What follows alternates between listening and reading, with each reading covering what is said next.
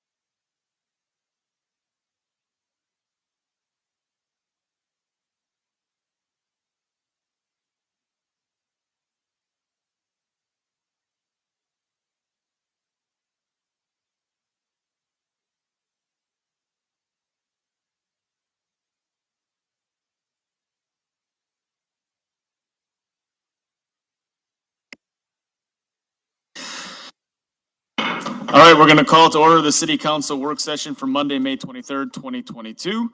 Please join us for the Pledge of Allegiance.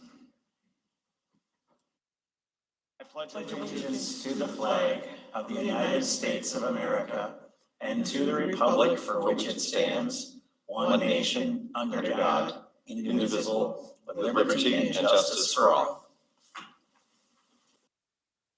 Thank you for that. Jamie, roll call, please. Jeff Dahlke. Here. Tracy Coach. Here. Bill LeClaire. Here. Darla LeClaire. Here. Tim Petrie. Here. Jason Ring. Here. Bonnie Shimilunas. Here. Scott Steckmesser. Here. Adam Husky. Here. Okay, going on to number 4, discussion items. We got several of those. So going to A, we'll kick it off with the tax incremental financing TIF overview with Justin Fisher, R.W. Baird. Greg, do you want to lead into that? Sure. We'd just like to welcome our guests from Robert W. Baird, or R.W. Baird and Company, the city's financial advisors. We had shared with Justin that we planned a session on development tools and TIF a couple of months back, and he graciously volunteered to bring the Baird TIF Roadshow to Two Rivers with a presentation that he's made to other communities as well. So we welcome Justin and his associate Mark from Baird. Floor is yours, sir. All right. Thanks, Greg. Yep. Well, it's good to see everyone. It's been a few months since I've been here, but yeah, as Greg said, I work a lot with Greg and Liz when we're looking at different development projects for the city. So naturally it was, let's talk about TIF.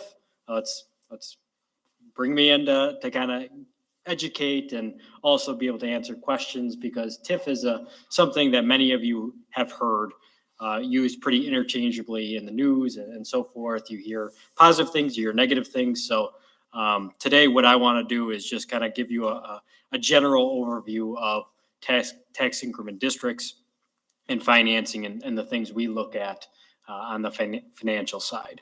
So why do we talk about TIDs? Because you have multiple TIDs, tax increment districts. That's why it's important. Municipalities can do different types of TIDs. You can do a blight TID, a rehabilitation TID, industrial TID, mixed use TID, environmental remediation TIDs. What does that mean? Because the city has multiple different types of TIDs when you talk about what do you have out there. For instance, the city has a blight TID. The city has a rehabilitation TID. The city has an industrial TID and a mixed use TID. So all these different types of TIDs, but each one has its own purpose. At the time of creation, the city has to decide what type of TID makes the most sense for that particular area. And why it matters is because the type of TID, the tax increment district that's selected, will determine how long that can be outstanding, what types of projects can go in that particular TID, etc. So for instance, a blight TID, it's what you think of blight.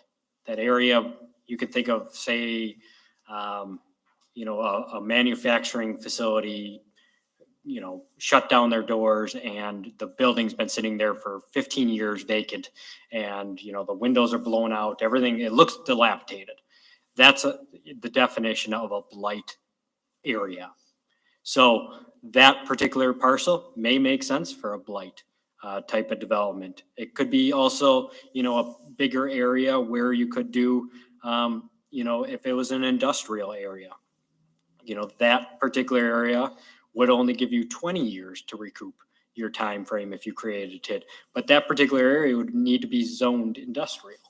So, kind of thinking blight, you have a little bit more leeway on what can go in there, but it's also got to fit the definition of everyone's got to see it as a blight area, because ultimately all this stuff has to go through a joint review board, which makes up your school district, your county, the municipality, the tech college.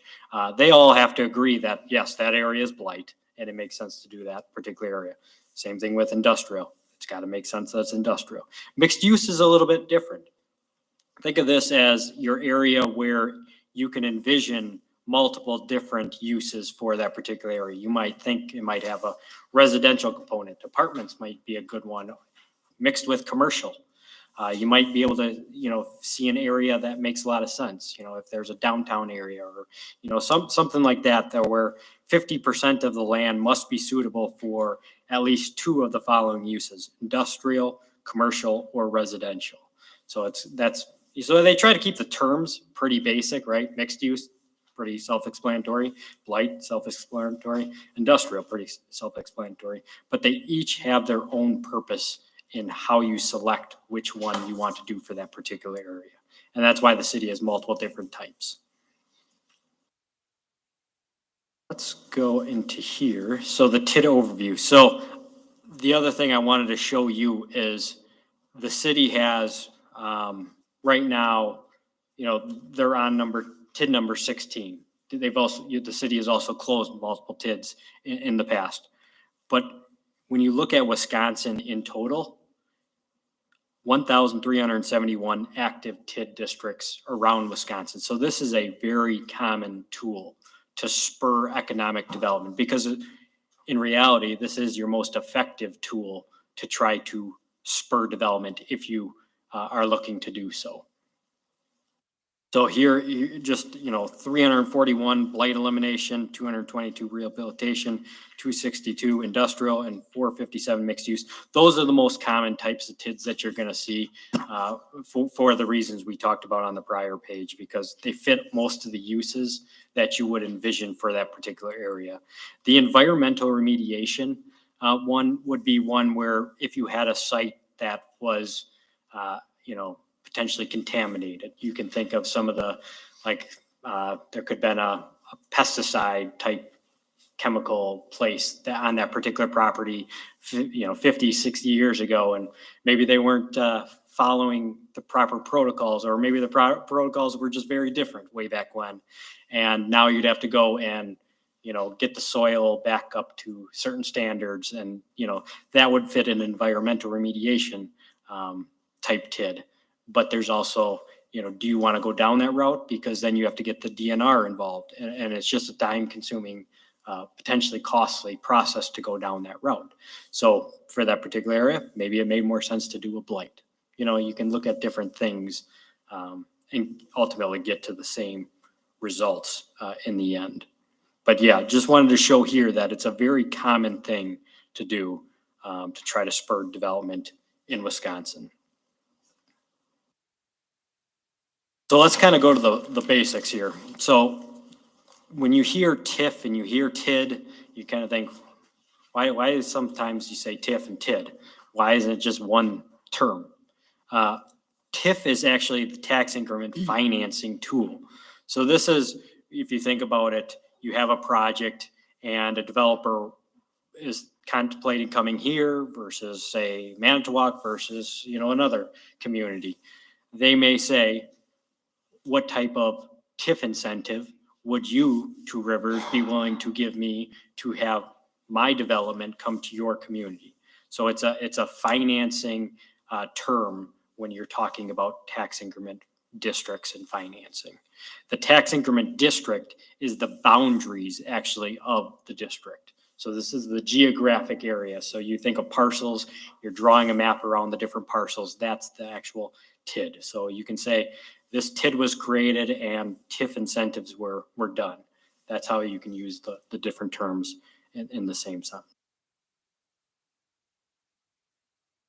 So what is TID? It's a contiguous geographic area. So you can't say, let's create a TID and have this area on the south side of the city and this north side property be one TID. No, I mean, you can get creative, right? You can start, doing almost like a railroad to get to the parcels, but the parcels in total have to all be touching for it to be one TID, essentially. So a contiguous area for the tax increment district.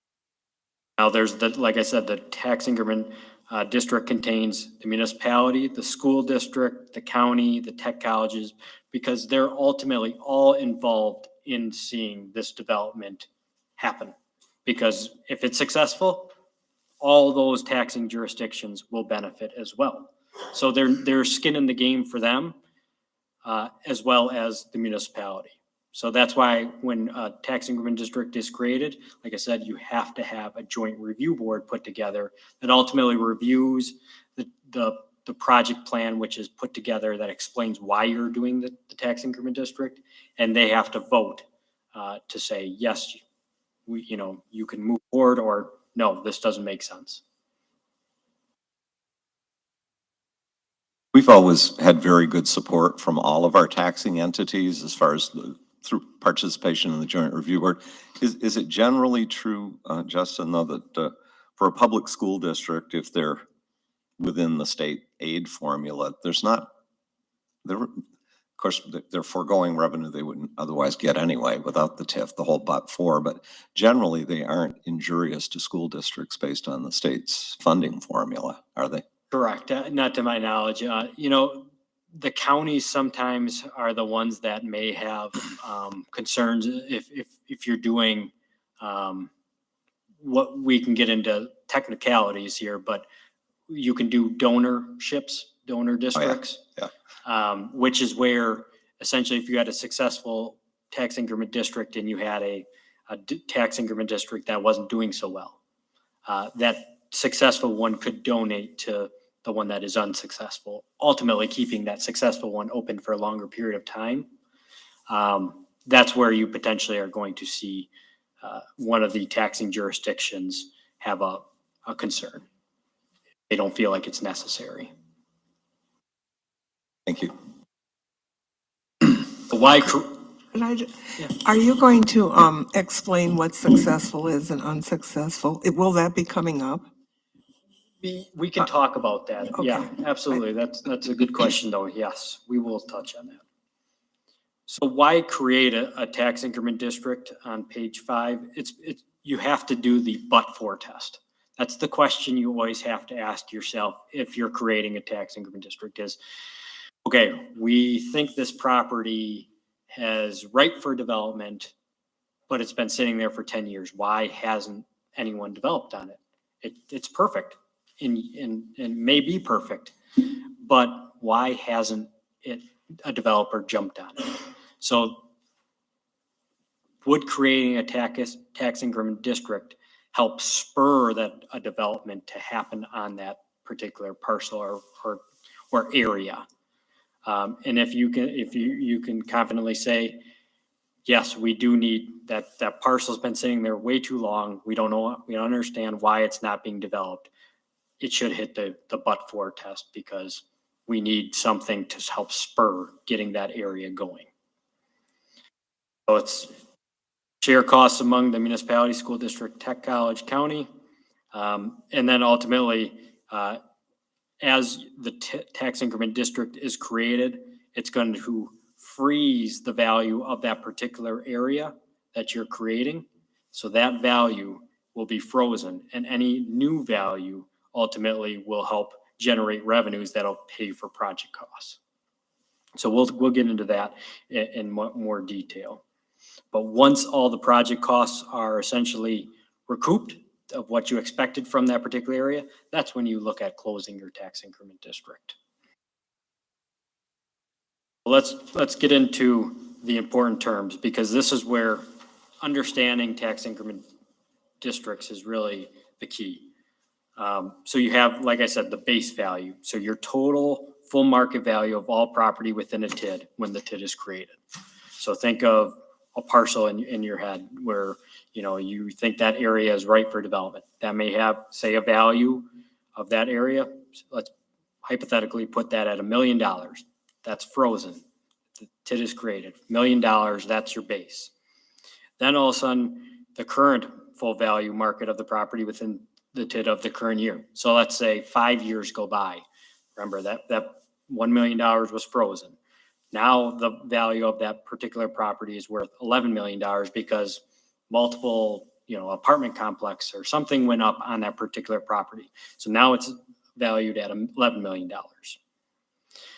Difference between the base value and the current value is the increment value. So $11 million minus the $1 million, which was the base, $10 million. That's your additional value you've created because you created essentially the tax increment district. So that $10 million is what you are taxing, and that revenue on that $10 million is on an annual basis for the TID is what's being used to help pay for the projects that help bring in that development, whether it would have been infrastructure or some type of, just a cash incentive for the developer to come and create it. And ultimately, as long as you can have enough revenues to help cover your expenditures that you help bring in that development, that's what we need to see to make sure that the city is going to recoup its expenditure. And that's the cash flow pro formas that we constantly look at on a multiple times to make sure that we feel comfortable if we're going to be doing a project that it cash flows, that all this makes sense. Any questions on that?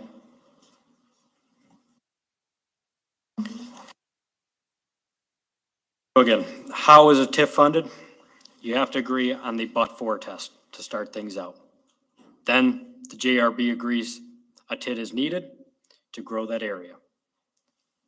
You pick an area, the base value is frozen. Ultimately, new development happens, that's on top of the base value. That's the new generated revenue. Then ultimately, the projects that were approved by the JRB are done in that particular area. That costs potentially some money to do the roads or the infrastructure for that particular area to get the development to come. And ultimately, that revenue from the new project goes to help pay for those expenditures such as the roads or infrastructure, et cetera. So that's kind of the, trying to keep it as simple as possible to think how we look at projects and if creating a TID makes sense. So a little technical here, I won't go into too much, but each taxing jurisdiction has a tax rate. So I just wanted to highlight here to show you that this is a form from the DOR. So they're the ones that are kind of calculating this for us to take a look at to understand what the tax rate is for the city when we're looking at our pro forma analysis when I'm running with Liz and Greg. So in this particular case, you can see that there's different taxing rates for each one of the taxing jurisdictions. Ultimately, it adds up to be $23.35 in total between all the different taxing jurisdictions. Why that's important is on the next slide here, because I'm going to kind of show you how we get to the taxes based on that calculation. So here's the current Two Rivers and combined mill rates. So 2021 for 2022 purposes. So the city's tax rate was $9.40 per $1,000 of equalized valuation. The combined mill rate of all the overlapping taxing jurisdictions was $23.35 per $1,000 of equalized valuation. So the school made up $8.43 of that. The county was $4.79, and the technical college was 73 cents. Take all those different taxing jurisdictions, that's what gets to that $23.35. So let's assume $1 million in new development has occurred over the base value. For, trying to be as easy as possible, the city generates $9,400 of tax revenue annually from that additional $1 million in new development. The combined mill rate generates $23,350. So you could think of if you had a $23,000 project and you generated $23,000 in revenue, it would basically offset. So that's how you're able to pay for projects within a tax increment district, is from this additional increment that's generated from developments. So let's talk about, go ahead. Because every time I try to understand this and there's always stuff I don't get about these tips, but so this money can be spent on whatever we need to spend it on to keep improving the district. And then when we stop spending and we close it, does it still generate certain amount of taxes? Then what? It goes the way of general taxes. I'm probably not making any sense. Huh? Next slide may be the opportunity to address. Yeah, no, and Greg could probably help out with how the funds kind of flow once the tax increment district is closed. But ultimately, once the tax increment district is closed and you've generated additional development, new value has been created from that tax increment district, this tax revenue ultimately will start flowing to the city and taxing jurisdictions. Okay, so basically the taxes are kind of frozen, maybe, or deferred until it's finished, and then everything goes back to the way all taxes work. Exactly. All right. And because hopefully you created it created new development, new value that you're ultimately getting more of a tax revenue base. once it's closed. Not to throw a wrench into the presentation, but I had mentioned this to Justin. One of the things I think we've discussed it at council in the past, a lot of locals are frustrated with in Wisconsin tax increment law is once the district is retired, that new tax base is to the benefit of the city, the school district, all the taxing entities. It's not being sequestered and spent for TIF purposes.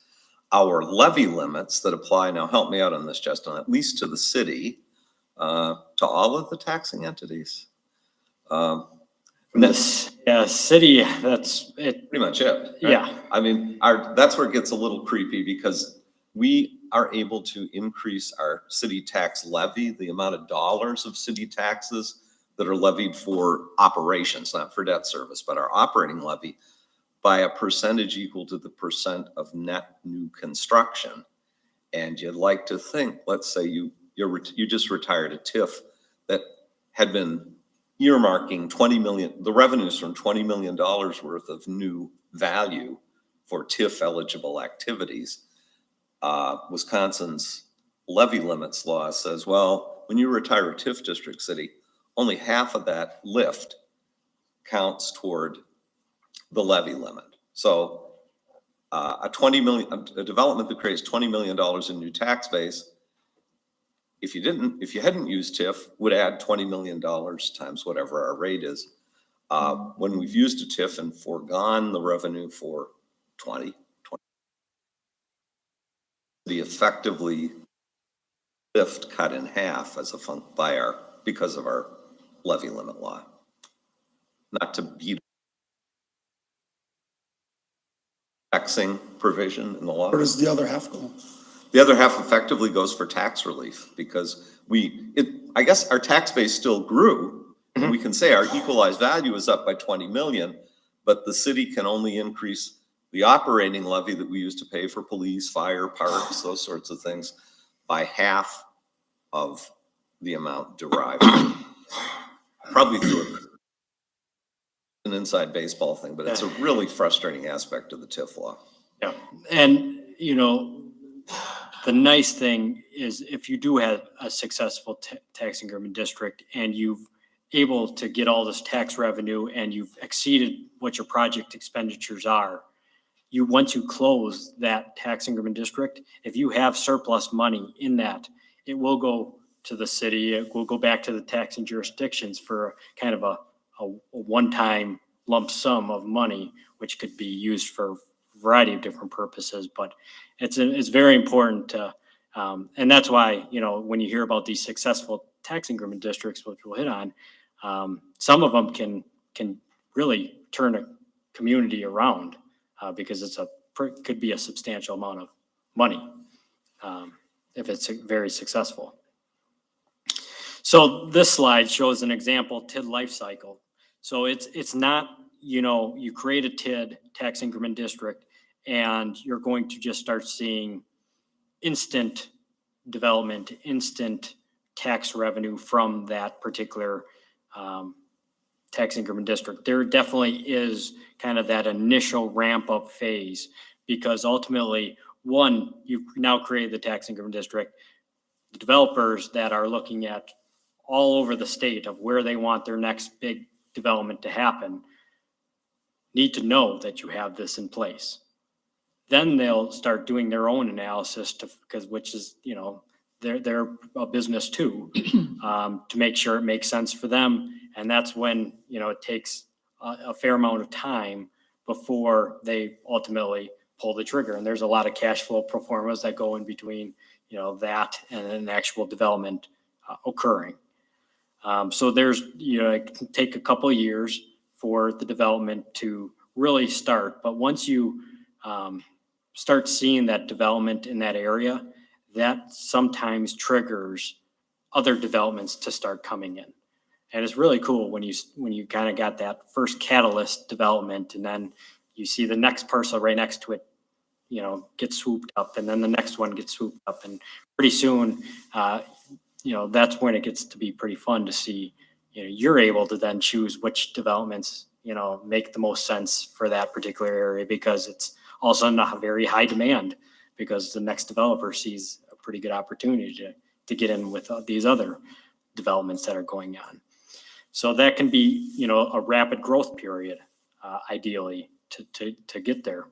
And then ultimately, you've got your infrastructure in place for that particular area. You've seen some developments happen. Well, then, probably the prime properties, the prime parcels have been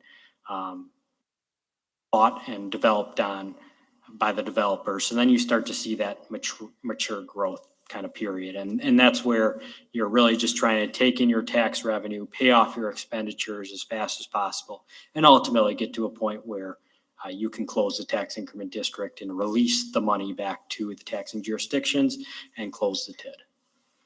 So that's the ideal kind of scenario of a TID life cycle.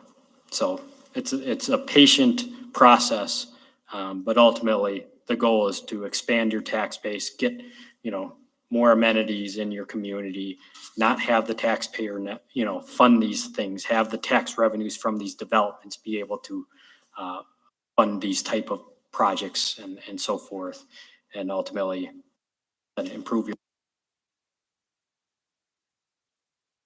So you can't just create tax increment districts left and right. You have a limit on how much of your total community can be part of tax increment districts. So this is the 12% test. This is the 12% equalized value test. So when you think about your community, you look at it from what's your total valuation in your community. Right now, it's $588 million. That's the value of all the different properties in the community. Then you say, what's 12% of that particular area, or of that $588 million? So in your case, it would be about $70 million. So the total tax increment district increment is essentially $31,166,200. So you have a remaining capacity. So basically 70 million minus the 31, you still have $40 million in available capacity to be able to create a tax increment district. But it's something to be cognizant of, because if you have a tax increment district that's extremely successful and the increment is, all of a sudden a $200 million development comes in, that's going to eat up your 12% pretty quick.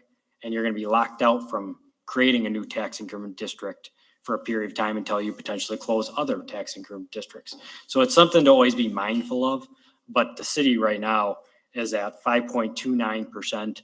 You've got plenty of capacity if you wanted to create an whatever. Justin, what's the highest?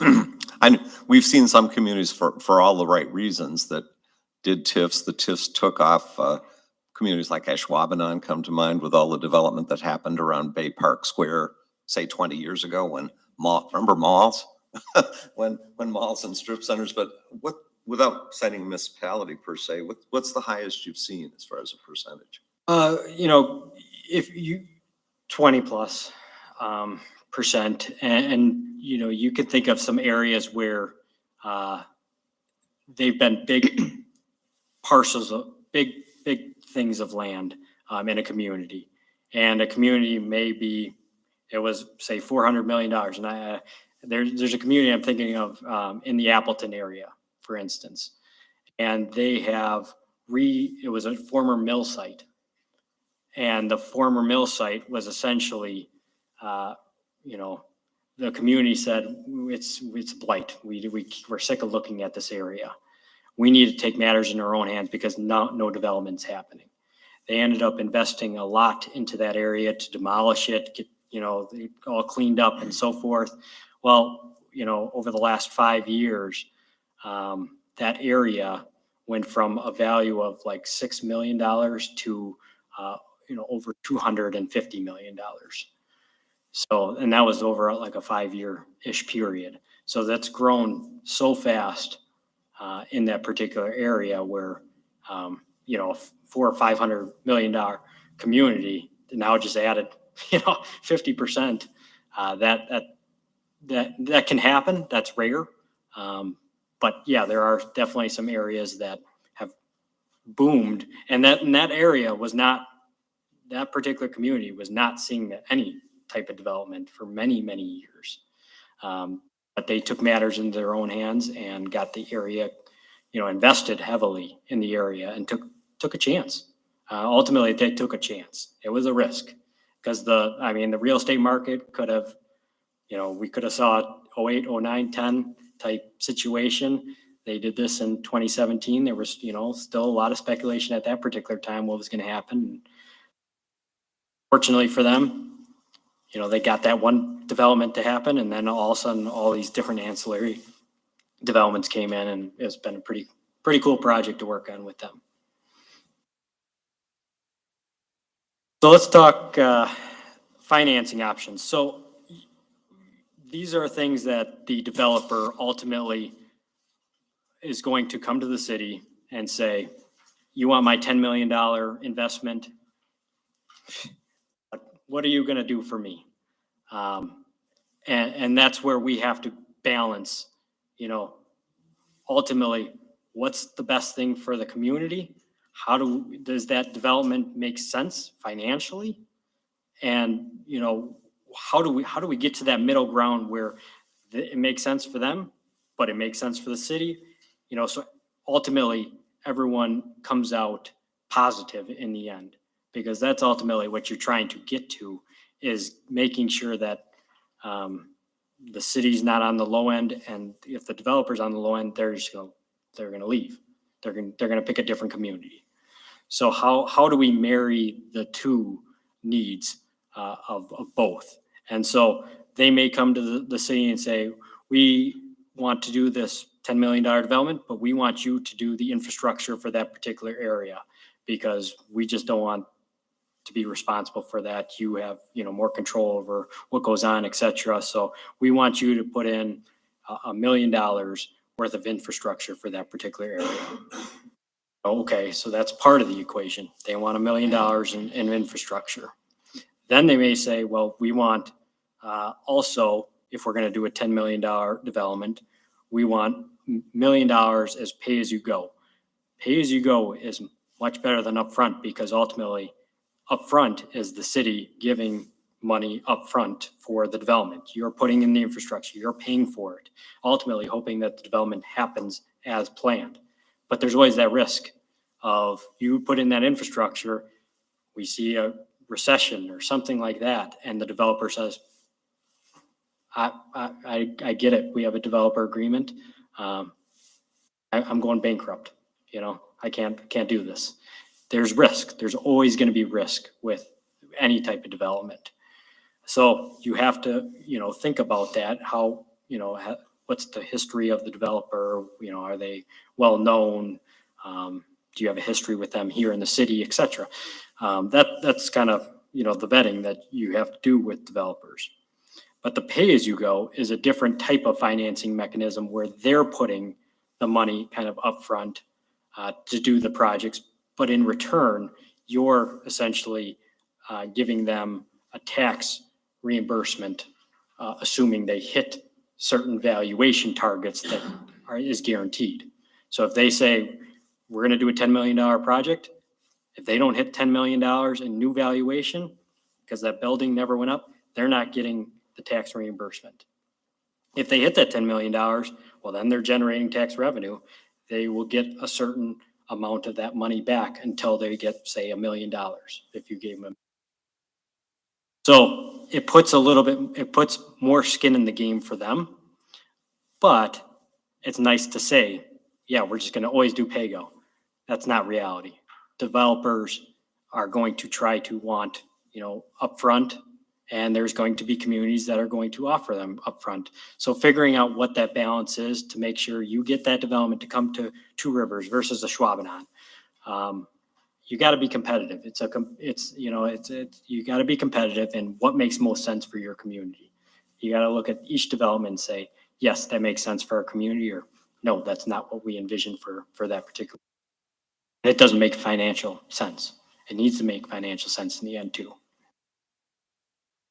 So to kind of finish things off, I know this is really small, and it might be easier for me to kind of go to the screen here and just kind of talk.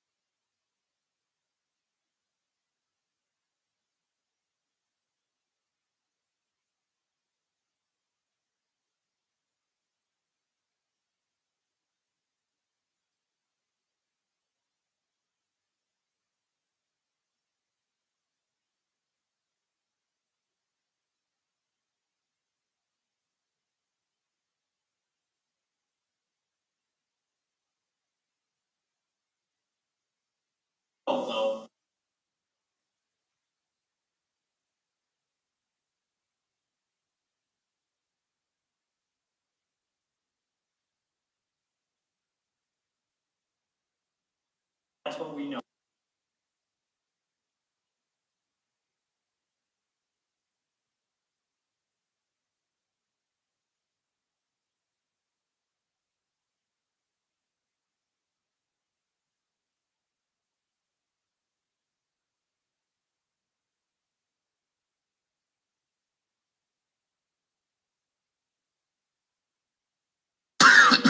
Meaning that whatever service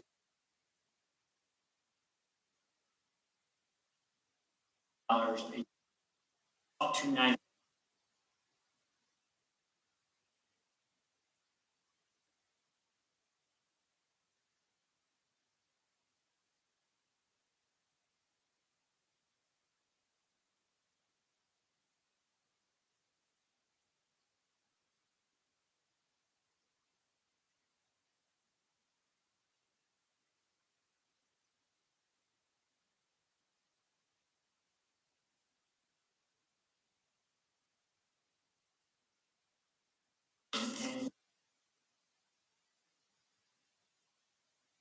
Ultimately,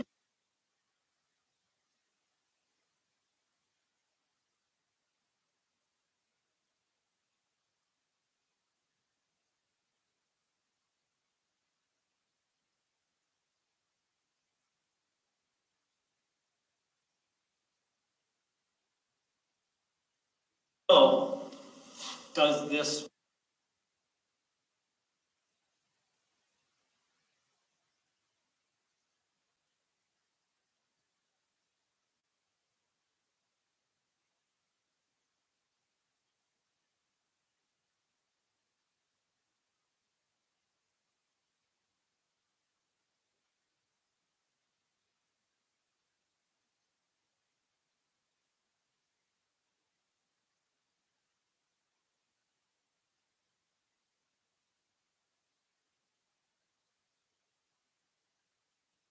lot of negotiation cost for this? Also not push the development.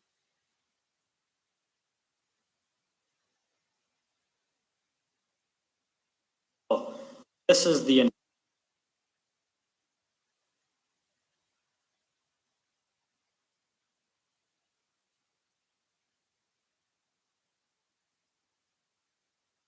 development.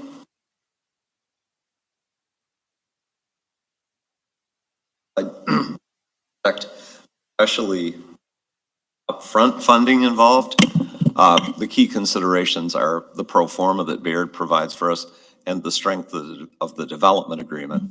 And what assurances, what security does it give the city relative to pursuing recovery against the developer or against the property? So And the two other key thing pieces. I'm looking at is, you know, if Greg and Liz came to me and said, we got to put in, we got this large development, but they want $10 million in upfront money. okay, how does that also fit into your overall borrowing profile? You know, is that going to affect your interest rates the next time we go for a borrowing, because it may affect you financially? So those are all the different puzzle pieces I'm thinking about too when I'm looking at. So a developer grant is one thing, but if we have infrastructure to put in place and use the grant for that, that would be considered upfront, or would that be something different completely? Because I would get that if you're putting improvements in the ground, that if that project fails, another project could come along and it would be marketed better. Typically paying for infrastructure, because it's, if you build it, they will come, especially when it comes to roads and sewer lines and water lines, would be upfront. It would typically be city borrowing, of course, if it's public infrastructure. That's public infrastructure part, if that's not necessarily TID based.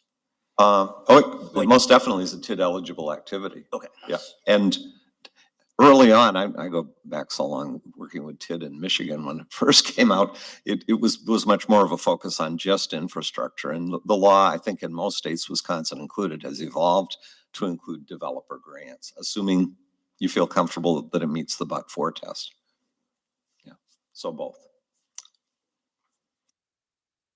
And sometimes there's an interest rate attributed to the developer grant to reflect a cost of funds for the developer. Sometimes there isn't, and that becomes a point of negotiation. Yeah. And this is hypothetical kind of snapshot in what things may look like. Tax rate may, there's all sorts of different to get understand what if, but. And actually, Justin won't say it, but I will. Those of you that have been on the finance committee, Jeff and Adam, this pro forma may look a little bit familiar because it is based on a project that has been under consideration, and we hope we'll be discussing again shortly with council. So, yeah, it does have some bearing in reality. If possible, is it advantageous to like close out the TID early, or if you can, or is it better to just wait out the time? So kind of responses to that. One, I think if you paid for your projects and you don't have any other projects that you feel like you need, probably should.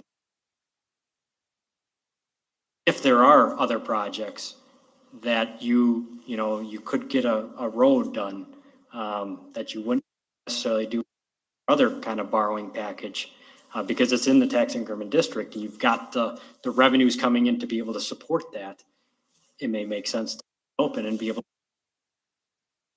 or, work, and type improvements that, would be great. Have a successful TID, got this revenue coming. It may be a time. Remember, you can amend the project plan to add eligible work items, and you need the joint review board approval as well as city council up to within 5 years of the end of the TIF's statutory life. And we have, with some frequency, amended our TIFs, and have had good support from the other taxing units. And, for like the review board, let's say that you wanted to extend the TID, you could extend it, right? Again, With their blessing? within the statutory limits, well, I don't know, you're typically not so much extending life as looking at whether you're adding projects that can use the revenue that's available within the existing life. Extend a TID to, but you really kind of looking at, do we need to, revenues back, not in a negative. What would be an advantage of closing out a TID early? Because you'd essentially be throwing money out the door. One, if you needed to get under the 12% test. Okay. Two, if you have a development in that particular area that you will need longer time period to recoup your expenditure. So let's say that you only have 8 years left on a TID, even though it's successful, you may want to close that TID, create a new TID, so you've got 20 years now. Because that development may require you to put in infrastructure and you won't be able to recoup your expenditures in that 8-year period like it was on the successful one. But you will be able to on a 20-year period. So that kind of gets you to get the development done and make it all cash flow. Taxable, it would unfreeze the original, so then you would collect the actual tax on what's there with the new. Other thing too, I mean, if you close it early, that would, you don't want to be TID heavy, right? You don't want to overextend yourself and have everything in TID because, I mean, that could be a mess. But let's say if you have another area in town that you would like to create a TID, but it would be a good thing if you close out another one to start a new one in a different location. Is that correct? Because you don't want to have too many. I mean, you can only have so That's many. where that 12% test kind of comes into Okay. play. That's always kind of telling you, do we have too much in TIF? If you're above that percent, we'll need to close. I guess it isn't just a matter, excuse me, of the number of districts either, but how broadly are they drawn? Our TIFs typically have been pretty tight. Some are one property TIFs that are meant to bring about redevelopment of that property. Others are more broadly written and cover a fair amount of geography. So, and as was pointed out, we're at less than 50% of the statutory limit right now. So we've got pretty good flexibility, I think. Just out of curiosity, if you did create a TID to help an industry, for example, and like a half a mile away, there's land available for a park, is that compatible inside that same TID? Because you said there's different TIDs and you can't necessarily use, the projects have to be relevant to what you've done. Yep. Correct. So like if you wanted to try to include some areas that you had envisioned for a park area, they want to do, do mixed use. So you could do that, or if it was in a blighted type area, So you would have to really look at a broad picture. I mean, before you start this. yes, and that's definitely what, the city does before they Oh, create a TID. I think we do a good job Yeah. with that, but I just was Yep. asking, yeah. Remember, and I don't know if this applies for industrial TIDs. You can help me on that, Justin, but most of our TIFs, you can either spend money within the boundaries of the TIF, or the law was amended quite a few years ago now to allow that half-mile rule, where you could put a half-mile radius out from the boundaries of the TIF, where you aren't collecting revenue that goes to the TIF, Correct. but a TIF can expend dollars provided the project plan allows for it within that half-mile zone, and we've done that in a couple. Does that apply on industrial TIFs as well? I don't. Yeah, I would think so. Yeah, you don't see it Industrial used there as often as Yeah. with the rehab and conservation TIFs, but, or blight. One last question.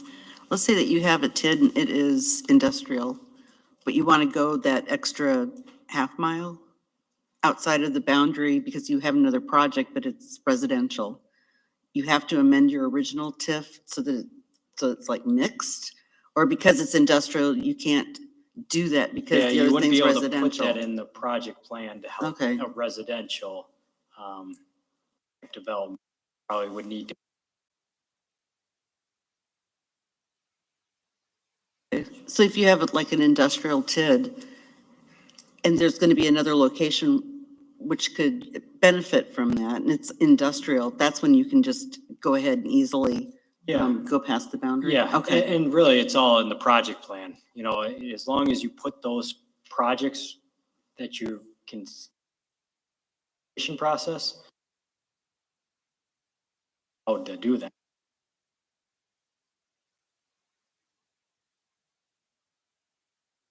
You have flexibility. Infrastructure fall under industrial?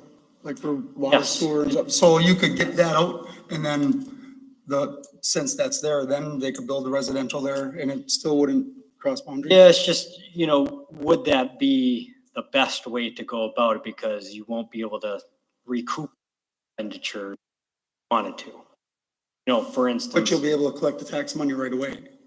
in that aspect, yes, yes. Or if you close it, if you don't actually lose the money, it just it goes to the city instead of back in the reinvestment of. Good point, Tim. I mean, and utility infrastructure to an industrial park, you got to get the water and the sewer from point A to point B. In between point A and point B, there might be some areas that benefit that wouldn't otherwise have developed. It's not the reason you're extending the infrastructure, but I'll say they're happy beneficiaries of it. Yeah.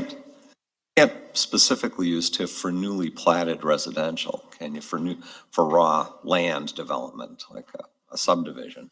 Mixed use. Except in a mixed. That's where Yep. you can only do it in a mixed use. Fixing, sure that's there, that's important.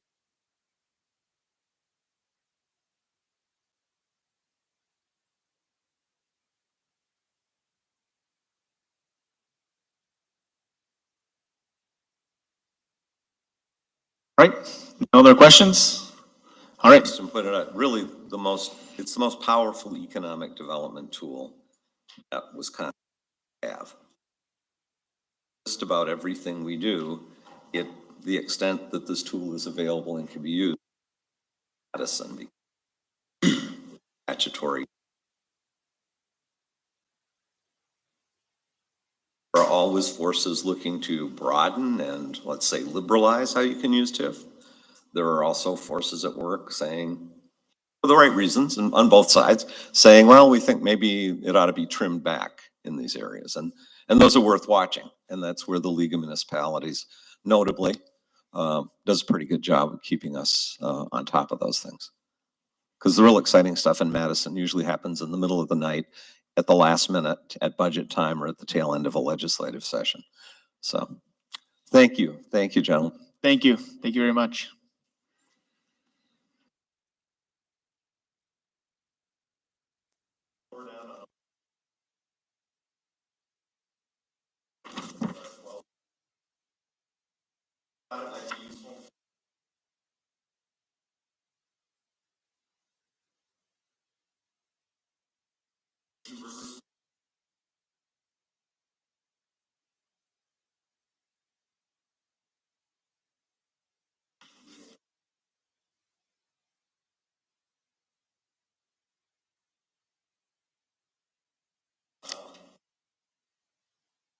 Our oldest TID is number 4, which was created back in 1994. This one's old enough, it was before I started here. And that's the so-called Lakeshore Park Apartments TIF. That's a rehabilitation and conservation TIF. We've used the term redevelopment here. Those 32 apartments in 2 buildings right next to Lester Library sit where there used to be a concrete batch plant and some pretty dilapidated property. So the city worked with an Oshkosh developer.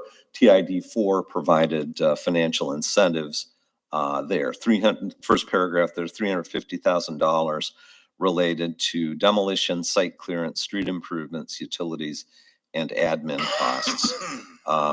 We amended this TIF, amendment number 1 in 2007, extended the district west to include properties along the east side of Madison Street, between 12th Street up to the bridge at the East Twin River. And additional work items were authorized at that time, which paid for a new parking lot at 14th and Madison. That's over next to the Sport Bar and Lisa's Laundryland. That became pretty important when we had to eliminate a bunch of on-street parking when the Madison Street Bridge was rebuilt. And, oh, by the way, eliminated on-street parking that those 2 businesses relied on pretty heavily. So that's how that old bar property over there became a parking lot now owned by those businesses. Funding for environmental remediation and redevelopment of the still undeveloped parcel on 12th Street where you turn off 12th, like if you're headed into the library. That hasn't happened. That's a tax delinquent parcel that we've had some discussion of at the city. There was originally supposed to be a third apartment building there. Didn't happen because of some remaining contamination issues and then some developer issues. And also with that amendment in 07, we offered developer grants to encourage additional investment. And there were grants that went to Lisa's Laundryland and TK's Auto back in 2012 for equipment and for building improvements. Amended this plan one more time in 2014. Bank First National was moving into the neighborhood with their new building. The city used the TIF to pay for a portion of the construction of Lake Street that served that development and for some improvements to Lakeshore Park, including extending the biking walking trail that goes through the park. Bank First had relocated out of downtown, and the amendment in 2014 also allowed for a developer grant to assist in redeveloping the old bank. Sometimes things don't work out perfectly. That's the restaurant property that is up for sale right now. But that was a big community concern at the time. Great, we're getting a new bank. We're going to have a vacancy in the heart of downtown. So that incentive was provided. Cutting to the chase on this one, we are in the final year of this TIF district. It hit its statutory life in 2021. There is the ability under the statute to extend a TIF for one more year if the council approves a resolution doing that for affordable housing activity. So we're collecting revenues in the current year that will be transferred over to the Affordable Housing Fund, and then this TIF will be gone off the books. That's number 4. Number 5 was an older TIF out at the Woodland Industrial Park. There's not a sheet on it because it's already been retired. That paid to extend Browns Drive infrastructure to the south side of Highway 310 as the city first opened up that area, which made possible construction of Browns, of Two Rivers, and Lakeshore Industrial. We also did some direct grants to some of the industries out there to help with expansions. WGNR and Wisconsin Nationwide come to mind. Anyway, that one's retired. TID number 6 helped with the redevelopment of the former St. Luke's School next door into affordable housing. It was originally senior housing. That TIF it's got about 6 more years left. It was amended once in 2012, and the amendment provided for this TIF to help with planning, engineering, legal, and admin expenses related to pursuing redevelopment of the Hamilton properties. So that paid some of our legal fees, some of the local costs for developing some of the plans that are on the books. This TIF now has a negative fund balance. We estimate to be about $170,000 at the end of this year. We'll be taking all of the revenue for the next 6 years that remain and applying it to that negative balance. We may end up with a $30,000 or so negative balance when this one is retired. If so, we'll have to cover that out of other funds. But it also paid for an awful lot of expenses associated with planning for the Hamilton property demolition and not that the city paid for that, but we passed ordinances that regulated salvage and demolition, and it's paid for a lot of those consultant fees. So that's TID number 6. It's on the books, and every year the revenue is just intended to spend down to reduce a deficit condition that exists there. TID number 6 is the old hospital redevelopment. This is a classic case where when Aurora built the great new hospital medical center out on the drive, I'm getting, thank you, getting behind myself. It left what very easily could have become could have been a white elephant on the city's east side. And the city created this TIF in 2001 to assist Rice Healthcare or Rice Management with its renovation of a portion of the old hospital into what is now Northland Lodge. That worked out pretty good. It was amended in 2012 and for an amendment that allowed up to $2.5 million in spending for the local share on rebuilding Lincoln Avenue, which is about 20% of project costs.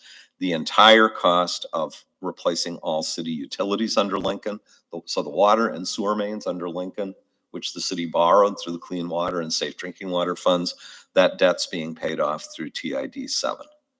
Garfield Street was improved in advance of the Lincoln Avenue project, so it gave us a detour route. Garfield was extended through. Looking at this TIF again, late last year, early this year, we did what I expect will be our final amendment to Tax Incremental District 7, and that was to allow up to $600,000 in additional infrastructure work within half a mile of the TIF boundaries. So some of those east side streets, the paving job on Zlatnik, and a portion of the 17th Street project that we're doing this year, and also to allow for facade grants. I think there was $20,000 or $25,000 in there for facade grants for businesses within a half mile of those boundaries. So that's going to pretty much take care of the remaining revenue stream from this TIF. Along the way, we did have an appeal by the current owners of the old hospital of their assessment, and their assessment was reduced substantially last year. But this last amendment did take into account the available revenue stream based on the current reduced valuation there. PID number 8 is Washington Highlands, the old high school site up at the end of Washington Street. Each of these has a summary up top. I've been kind of skipping over, but that was a blight elimination TIF created in 2002. It has a 27-year life out to 2029. It assisted the developer with reimbursing them for their demolition and site prep costs. It invested $300,000 in park improvements on what was the old football bowl and what is now the lower park area there at Washington Park. That was financed through bonding. The borrowing for the public improvements has been paid off, and we got a few more years payments on the 20-year borrowing for the developer grant. We've amended that plan most recently. I'm sorry, some of the tabs are goofed up here, but at the bottom in late 2019 and early 2020, there were 2 more amendments to the project plan for this TIF that provided for funding a developer grant to Riverside Foods. You might say, well, Riverside Foods is across the river. Yes, they are across the river from this TIF. The amendment invoked the half-mile provision and specifically said monies can be spent within a half a mile, and one of those activities is a developer incentive to Riverside Foods, and that was on about a $7 million expansion project. There was provision for helping fund additional public infrastructure within half a mile of the boundaries, and that is a commitment that this TIF is paying off some of the debt associated with last year's projects on 24th Street, Madison, and 25th Street. Some admin and legal costs, and the possibility for some cash grants to businesses within that half-mile radius. And realistically, looking at the current revenue stream, where we are now with the amendments, those are probably the last things that are feasible to fund out of this TID. TID number 9, the Eggers Industrial Development TID, helped with the construction of Eggers' new facility in the early 2000s out on Lincoln Avenue, Highway 42. Industrial development TIF, at the time, industrial development TIFs were good for 23 years. Current statute is 20 if you create a new industrial development TIF. So this was created in 2003. It was specifically to provide direct assistance to Eggers as a reimbursement of project costs up to $2.88 million, including a floating interest rate based on the company's cost of funds. Basically, the city's obligated to pay to Eggers to the extent funds are available and generated from this TIF, which is comprised just of the now VT 75-acre site for the 23-year life. The city's not obligated to make any shortfall payments from other TIDs or any other source. And based on the current valuation of the Eggers property, this TID will be retired without having reimbursed up to the total amount that was allowed under the agreement. So no opportunities for amendments or new expenditures here. This one should just roll forward to 2027 when the final payment would be made to the company. Number 10, the Paragon and Hamilton warehouse redevelopment was originally put there to try to help with redevelopment of the Paragon property. The original TIF plan did not provide for any developer grant, but did provide for assistance with street reconstruction on Roosevelt, possibly, hasn't been done yet. It allowed for utility infrastructure improvements to serve Paragon, because you remember at the time we were talking about a water bottling facility, and the need to upsize water mains was addressed there. Along the way, though, the district also, I didn't include a map here, but the district also extends north along Memorial Drive and Roosevelt. It includes a site that used to be the old Hamilton warehouses, those Quonset huts out on the drive.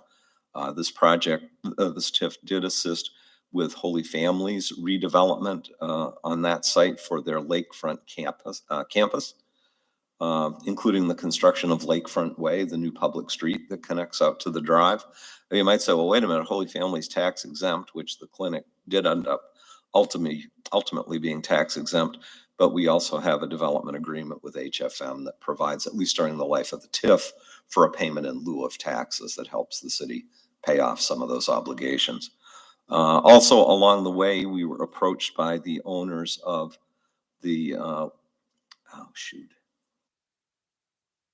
Lakeview Terrace, is that the term? Edgewater Terrace, I'm sorry. The Edgewater Terrace apartments, just north of the Paragon property on 7th Street, I believe. And they were looking at a rehab project. It was acquired by an entity that took it off the tax rolls. It became tax exempt. And then the pitch to the city was, well, if you help our project with an interest rate subsidy of $20,000 per year for a multi-year period, then the property will become taxable in nature. So the city is collecting taxes and pretty much paying out the same, just a little less than that amount back with this $20,000 payment. You can well imagine the major taxable property in this district when it was created was the Paragon property. When the city foreclosed on that in 2019, it took the property off the tax rolls for 2020, 2021, 2022. The recent sale to Trivers LLC, Mr. Dumpke and his associates from Oshkosh, is good news in more ways than one. The city got a $1.2 million payment, as you know, and recouped some of our expenses, some of our losses actually on the property. But it also means it's back on the tax rolls. As of January 1, 2023, it'll be taxable. As of the 2024 budget year, it will be producing revenue again that flows into this TIF. If it's at its old valuation of about 1.5 million, that'd be about $36,000 a year. If the assessed valuation increases based on improvements to the facility, and our round number estimate is it could be upwards of $5 million if fully renovated, that will help both eventually pull this TIF out of a deficit situation that it's in right now. It's 109,000 in the hole right now. And come back to the positive. Just to reiterate, the city hasn't made any commitments for TIF assistance to the purchaser of the Paragon property, although in 2019 or 20, it amended this plan to allow for possible developer assistance, but there have been no commitments made. So that's TID number 10. Number 11, fairly simple one, another white elephant property, the former C.C. Case Public School, which the school district had sold to Two Rivers Catholic Schools, became St. Peter the Fisherman School. But much like the public school that preceded it, it closed its doors due to declining enrollment. The congregation or the parish had a property that they were trying to market for reuse. I know from personally touring it with people, different folks looked at it for different things, senior housing, senior care facilities. Ultimately, Vinton Construction, Mike Maples and company had a vision for what they could do with the building. They made an offer. The offer, though, was contingent on the city providing some help. And we have a development agreement that basically said if Vinton spends over $1 million, the city would pay 20% of documented project costs up to $200,000. Vinton did certify its redevelopment costs in the building at just over $1 million in documentation they filed with the city. We've been making annual payments to Vinton since then. I don't recall what the interest rate is. 5%, including a 5% interest rate. After we make the payment this year, the balance on that $200,000 grant would be under 70,000. And within the next 3 years, that obligation of the city from this TIF will be off the books. And we really won't be on the hook for anything else in that district at this point. I would mention though, and that I've highlighted this in red here, the TIF project plan for TID 11 includes other potential projects in the neighborhood, including reconstruction of 35th Place and Jackson Street within the district, possibly constructing 35th Street, not 35th Street Place, but 35th Street to connect all the way over to Jackson, or to reconstruct it. That already goes through, doesn't it? So those of you that live there. Highway 40. That's right. It doesn't connect to 42 presently. It does. Okay. And the plan allows for improvements at Vietnam Veterans Park or developer grants to assist development activity on Lincoln Avenue properties that are within this TIF. And that map may be a little small on what you're looking at, but you can see in addition to the Badger Aggregates or Vinton property on 42, this district includes properties fronting on 42 all the way down to 33rd Street. So there are some redevelopment opportunities over there, like the cinder block building that I think just recently came down that's graced Lincoln Avenue for years. If the purchaser there were interested in some redevelopment assistance, subject to a development agreement and action by council, this TIF plan does allow for that. Questions? Feel free, by the way, interrupt with questions or comments. TID number 12, we're moving along here, is a Blight Elimination TID. It was created in 2018. It's good until, for 27 years, till September of 45. Man, that's hard to imagine, 45. I mentioned earlier, the expenditure period, the expenditure period for a TIF, you can only make new expenditure commitments or contractual commitments up to 5 years before the statutory end of the TIF. You can use those last 5 years to pay off those obligations, but once you get within 5 years of the statutory end of the TIF, you can't be going out and building new streets or making new developer grants, making new commitments. You can be paying off existing commitments, whether it's installment payments on a developer grant or on borrowing for infrastructure. See, I pulled this out of some old budget narratives. It's not the city's newest TID. I apologize for that. But this is a Blight Elimination TID. It focused initially on the hotel site and the properties immediately across from it, and did provide $750,000 in assistance to Two Rivers Hotel Group toward their $6.3 million project. So that's how that one worked. And that money was all borrowed by the city up front. It's on a state trust fund loan at 4% that we're repaying over 20 years. And I'm not going to go into the details, but we have a pretty tough, solid development agreement there that includes a first mortgage on the property that helps secure those payments. Clearly, it's been a success. The city had a goal of seeing those parcels redeveloped. The old Sittinger Hardware and the houses behind it on Jefferson were truly a blight, and now we've got a successful new business there.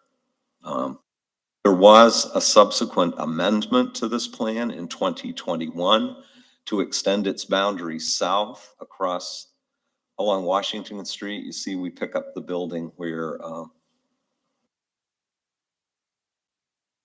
Rural Insurance was there. I'm trying to remember. Jack Bruce's office was. The office building just north of the bridge. It also includes the former M&M property, the Screamin' Conuts property, the parking lot owned by Twin Cities Marina to the west of the M&M. It includes the McDonald's site, and it includes the city parcels shown there south of Lakeshore. High lift building. That amendment to the project plan not only amended the boundaries, but it added additional eligible expenses, which include possible assistance for redeveloping those properties at the northwest corner of Washington and 12th, possible investment in pedestrian safety improvements at the 12th and Washington intersection, and possible improvements to the city-owned high lift building, which we've discussed at times as a future visitor information center. They can't do any of those things unless there's sufficient revenue, of course, to pay the bills. The good news so far on this one, and of course the hotel is still brand spanking new, but it's doing well. And somewhere I mentioned, the first red paragraph, 2022 is the first year for which the revenues from TID 12 reflect the completed valuation of the development. Our revenue this year is pegged at $100,751, and that's well above the minimum payment required under the development agreement of $55,186 to cover our annual debt service on that borrowing. So if that holds up well, that bodes well for the ability to make additional investments that are identified in the plan. I know you've all heard concerns about pedestrian safety at 12th and Washington, and this could be a nice tool to help fund that. Number 12. Number 13, you got to have one that's bad luck, and I think number 13 is fitting here. Number 13 was created in February 2020. It includes 6 blocks at the north end of Washington Street from 19th Street up to 22nd. It doesn't include Quick Trip. That's the little void you see, that notch at the northeast corner. Figured Quick Trip really didn't need any help. They built a beautiful new store. Would have been some nice increment to capture. But in any event, the driving force on this were discussions at the time with a Culver's franchisee who proposed locating at the corner of 22nd and Washington. Of course, ultimately that didn't happen, much to, I think, everybody's disappointment in town. So that didn't happen. The developer citing COVID-related issues, and this was in July of 2020, right as COVID was really smacking the economy good. So that didn't happen, and that disappointed a lot of people, particularly disappointed property owners at the corner of 22nd and Washington that hoped they were selling their properties for redevelopment. So the TID 13 plan remains in place. At this point, it's a relatively young TID. It's got a lot of time left that it could benefit projects. And I think most of us would probably agree that that southwest corner of 22nd and Washington remains one of the prime commercial corners in Two Rivers and could really use some help. It's got 2 or 3 vacant houses or vacant commercial properties on there. This wasn't done as a blight TID, but that immediate area is starting to show some signs of blight. And that's not a good thing to have right at the main intersection in your community. But If you do this, you can leave a TIF open even though something like this happened. yeah, you can leave it there. It isn't necessarily doing any good right now. But if someone were to come in and say, I've got a plan for the corner of 22nd and Washington, we've already got the tool in place that could assist development there. What if it didn't happen? Then The tool almost ran out of time. going to Justin's earlier comment, there comes a point, maybe it's about 10 years, maybe it's before then, where it might make sense to scrub it and retire it. You're absolutely right. Can you reopen an area?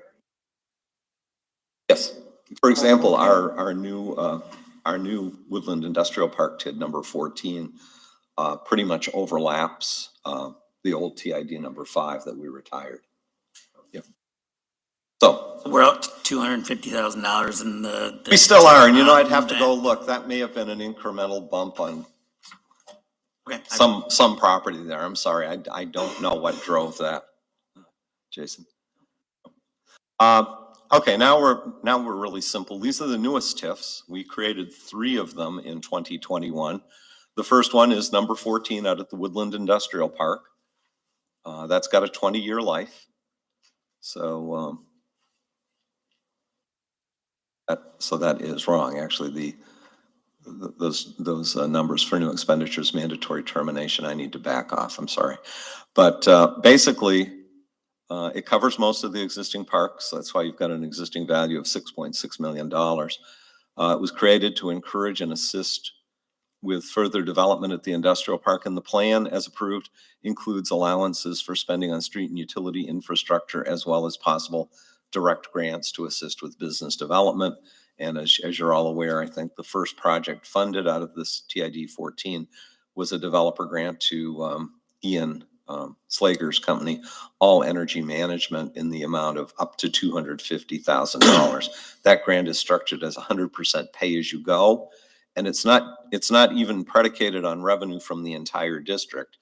In order to earn that pay-as-you-go grant, it can be funded only with net additional property tax revenues coming from that specific property over the next 20 years. So the council, we focused on that property. We also focused on saying it has to happen within, might have been a shorter time. I was thinking it was, as I was looking at Adam and recalling that discussion, I think I misspoke here. It's a shorter time period. Hey, Greg, if you have a Yeah. company like that is listed for the TID as a pay-as-you-go, and they sell or change LLCs, are we still obligated, or does that? We Take us out. typically in the agreement say that the agreement is transferable or assumable, and the city won't unreasonably withhold that. So typically it requires council action, but if they're staying there and continuing to do whatever AEM was doing, generally the way we've written them and the way that one's written, I'm quite confident does allow for that. Yep. On the other hand, if you move the operation out, different story. Yep. Another, and actually this is a Blight Elimination Tid, not redevelopment. Hanson the Florist.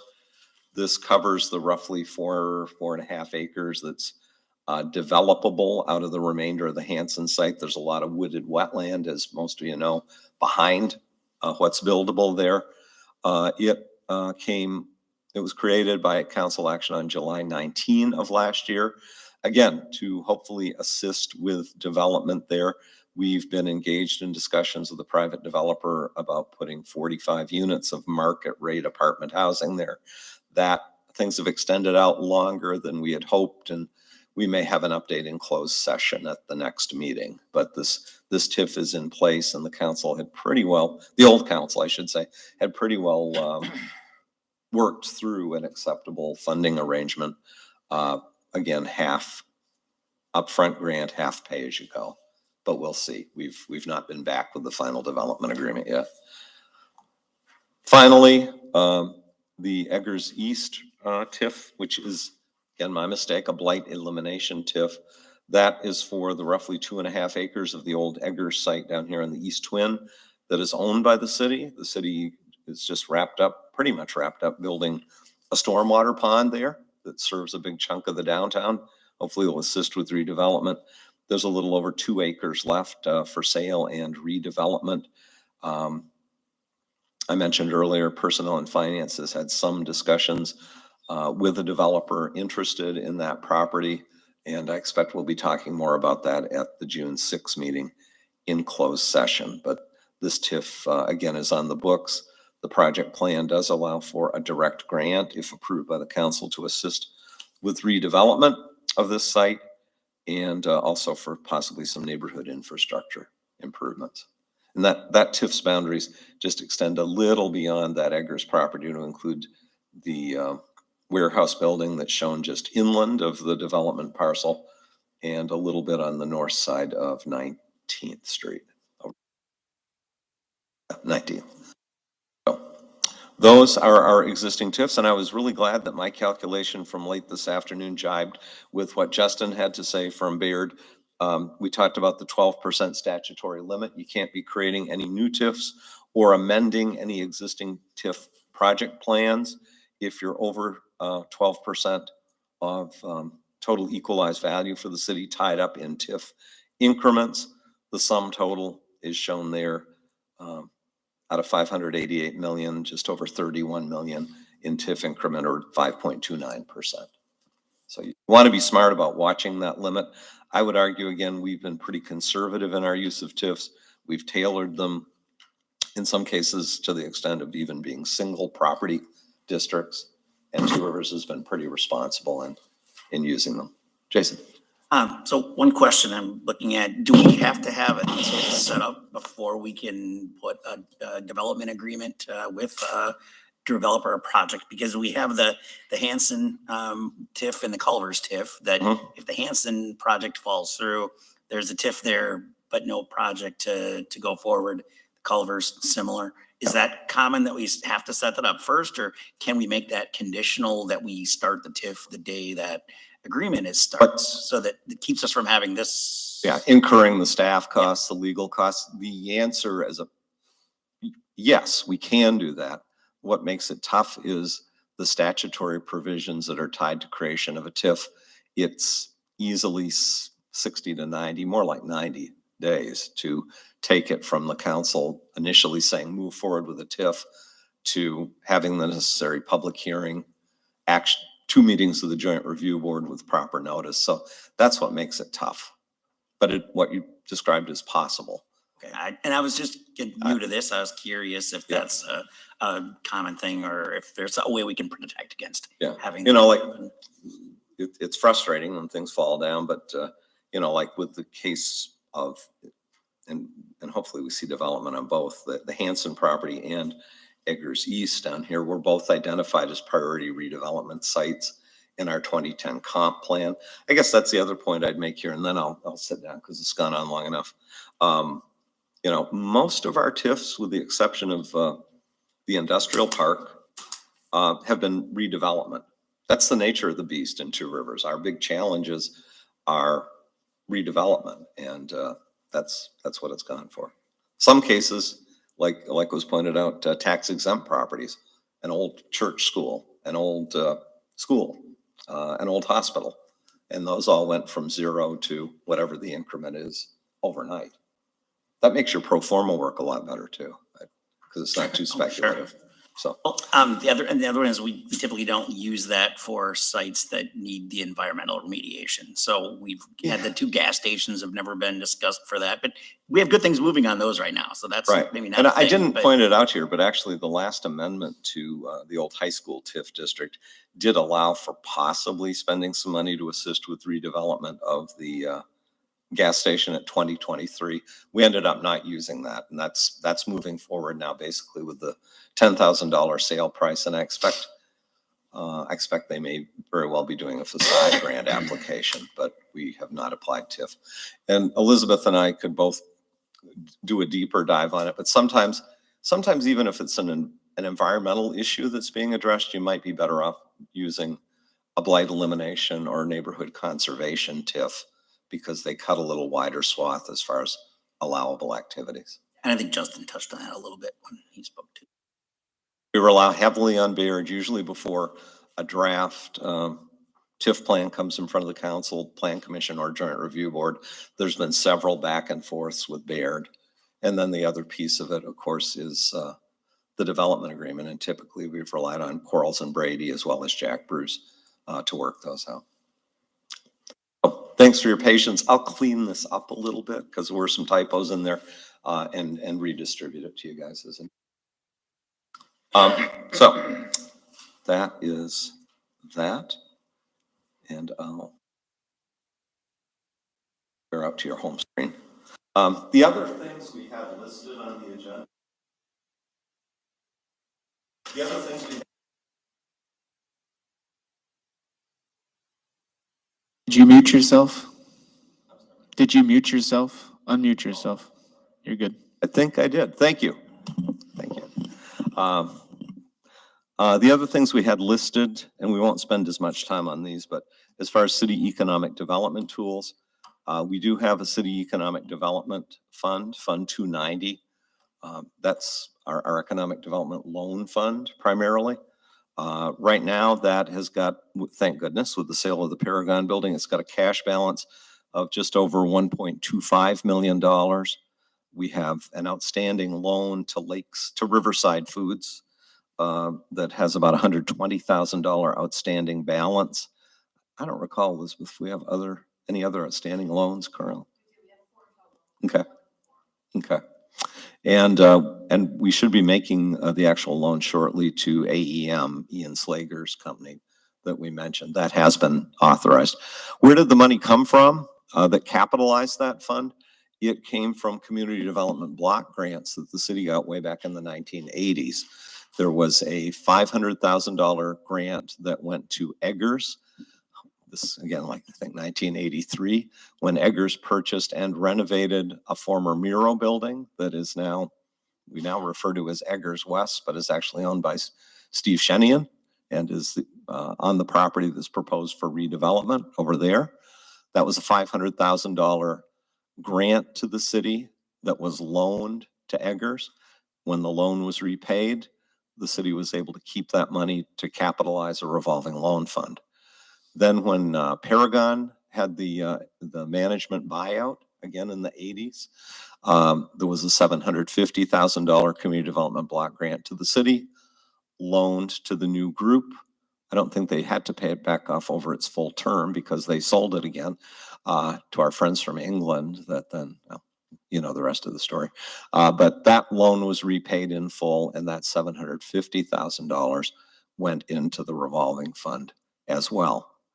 Now, we used to have to do a lot of answering to the State Department of Administration on how that loan program worked. You had to show that at least half of the people hired were low to moderate income. There were environmental review requirements. It was kind of a thorny, nasty program to deal with. But several years ago, as the state was looking at getting out of the business of overseeing local economic development loan funds, because I don't remember the number, but there were dozens of these all over the state. And the state had to answer to the federal government, to HUD, on reviewing what every little burg was doing. And there were some places that just had the money sitting. You know, gee, we got a grant in 1993 for the cheese factory. That's the only industry in town. They paid it back. We don't do loans. We don't, you know, some small towns, the money wasn't turning. In Two Rivers, it was turning, and there were a lot of loans made. Anyway, long story short, it ultimately came down that there had been a HUD directive from quite a few years ago that said if you received your funds prior to a magic date, I think it was 1992, those dollars were defederalized. And basically, the communities that had those grants that predated that magic date, and I'm sorry, I don't remember off the top of my head what it was, but ours qualified, those were defederalized. Now, quite honestly, the council could take that money and go buy a fire truck with it, or, you know, spend it for general operations. But the council, and this goes back 3 or 4 years now, at the time, decided it was most appropriate to keep that money for economic development purposes. Now, the branding effort was authorized by council action to come out of Fund 290. We've talked about the purchase of the railroad right-of-way, which I think most people would argue is economic development and has the potential for some return if we sell chunks of it in turn to neighboring property owners out of 290. And we've been funding in part our economic development office out of 290. But that's the story on the economic development revolving loan fund. And when the RLF was first set up back in the 80s, the city council by resolution delegated the decision-making to the Business and Industrial Development Committee. Now that's the council's to take back anytime it might want to. I don't recommend it, but if you wish to, but that authority was delegated and has remained delegated to the Business and Industrial Development Committee, which of course has 2 council members on it. And presently that's Jason and Tracy, I believe, or Jason and Darla on her. Tracy, you two, these 2 at the end here. Yeah, meet tomorrow night, in fact. So that's the story on the ECDev fund. You had some slides on that, didn't you, Elizabeth? Did I just trample into your area? Keep her rolling? Okay. State and federal grant programs are these days mostly grant programs through the Wisconsin Economic Development Corporation, or WEDC. Those include things like the Idle Sites Grant Program, where we have an application in to assist with rehabbing the Paragon building. Also, council authorized an application to assist with the West River Lofts development. We haven't gotten the final word on the Paragon building. We're very optimistic on that one, and we'll likewise be optimistic on the River Lofts project. WEDC also has the CDI, Community Development Incentive Grant Program, and those are grants of up to $250,000 to assist with impactful community projects, generally with a focus on downtown projects. We secured one of those grants for the hotel project, $250,000 that came through from the state through the city to the hotel project. And we have an active application that we expect to bring something back to council on shortly for similar city assistance to the Cool City Brewing Company project. Manitowoc got a $250,000 CDI grant for Pet Skull also. So they seem to like downtown microbreweries, downtown hotels. There's been more than one, excuse me, Cobblestone Hotel that's been assisted through the CDI grant. They're $250. Idle sites, if you go to the WEDC website, they'll tell you they're up to $500,000 grants. They've only been giving out $250,000 max in recent years. There are other opportunities that come up through Community Development Block Grant. They have a program to assist economic development. They also have what's called PFED, or Public Facilities for Economic Development, where again, maybe you have a company coming to the industrial park that needs a road extended or needs a bigger water main or a bigger sewer main. Those would all be things that you could potentially tap PFED money for as well. And different programs come down from time to time. U.S. Economic Development Administration. Elizabeth handles a lot of the heavy work, heavy lifting on our grants and does a good job of it. I just listed this other one. It's worth noting, land assembly. Sometimes you'll hear people say cities shouldn't be in the real estate business. Well, maybe. On the other hand, we have 2 industrial parks that consist of land that was acquired by the city specifically to help grow an industrial base. We have a hotel sitting on a site where 2 of the parcels at least were acquired by the city. Years ago, they came up for tax sale, or the owners had them for sale cheap.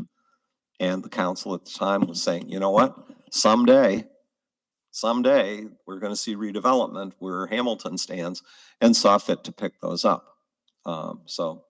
And it's a heck of a lot cheaper to pick. I'm not saying the city should go out on a buying binge, but if there are areas where you have plans in place and it's logical and a property becomes available, it's a whole lot simpler and less expensive than if the property is not for sale and the city tries to initiate eminent domain and a taking, because then you're into appraisals and paying for the property owner's appraisal and what can become, and relocation assistance for any residents or tenants or tenant businesses. So again, I would just say there are times in a redevelopment scenario where land acquisition can make sense. Sometimes it affords a developer some protection they wouldn't have otherwise. Now, we talk about the city under state law having the local governmental unit, or LGU or LUG, LGU exemption on some of the state environmental laws. We can't pass that exemption along to a subsequent private owner, but there are scenarios where cities do land leases and basically hold the liability as an exempt entity, but just lease from the ground up to someone to develop. That's happening in Brillion right now. It's happened in Sheboygan and other communities near us.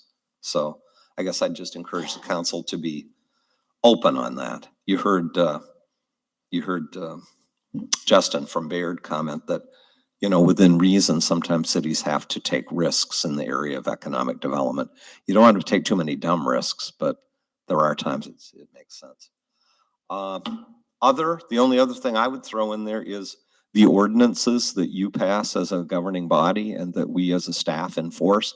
Sometimes we do need to back up and take a look at things like our zoning code, some of our licensing provisions, things like our sign code. Are they business friendly? Do they make sense? One thing that I know Elizabeth has talked about at Plan Commission, you don't see downtowns filled so much anymore with traditional downtown uses. It's rare that we have a general merchandiser like Schrader's. You don't see a lot of knick-knack shops and the sort of retail you used to see up and down the street. Sometimes though, you do see custom manufacturing. Maybe somebody's making high-end furniture and 2/3 of their space is used for production, but they have a retail storefront. Things like that. I think we amended the code not that long ago when Two Rivers Clothing, Two Rivers Cannabis, the Van Ginkels were interested in getting into production of CBD containing candies and treats. Well, in the old days, we just said that's production. Production goes to the industrial park, or your furniture production, get thee out to the industrial park. That might get too darn expensive for someone to say, here's my retail, here's my production. So that kind of flexibility is increasingly important. Not sitting here saying up front what the right answers are, but we need to be willing to look at those changes and be flexible and evolve. So that was mostly about TIF, but that's the spiel. Okay. Elizabeth, any other comments? Not on that. Okay. Okay. Work session. Sneaky you are. All right, on to B, proposed ordinance to create chapter 6-13 of the municipal code entitled licensing of short-term rentals and to amend section 1-2-1 entitled fees to create a procedure for licensing short-term rentals and license fees. And that's exactly what Elizabeth, I believe, is gonna tee up. Bear with me while I pull that up. This is also in our packet, I do believe, correct? This is hopefully coming before council as an action item at your June 6th meeting, but thought it would be good to have extended discussion opportunity here. All right. And I know Tracy had mentioned there are some citizens in the community who've been in touch with her with an interest. This isn't an amendment to the zoning code, so there's not a statutory requirement for a public hearing, but certainly anybody with an interest in this or any ordinance amendment, feel free to invite them to come and address the council at whether it's tonight or again on the 6th when this will be on the agenda. For a minute, I thought it wasn't there. Just here it comes.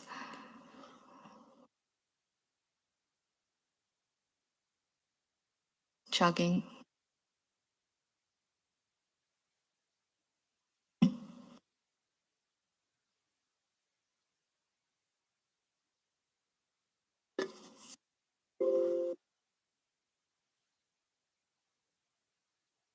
Okay, I thought we would put this on tonight's council work session it's a discussion only on the agenda, so we're not taking action or asking for action to be taken because there has been some interest in this topic. It is a growing trend in terms of use of property. So we thought that we would take tonight to introduce it and introduce the ordinance in and of itself, but first take a moment to give you some background on how this was brought about, the process that we've gone through so far, and just go from there. And again, in the spirit of a work session, it's a little less formal, other than the fact that this is a little bit more of a formal presentation, but the idea is to have a little bit of a back and forth and just kind of walk you through this at this point.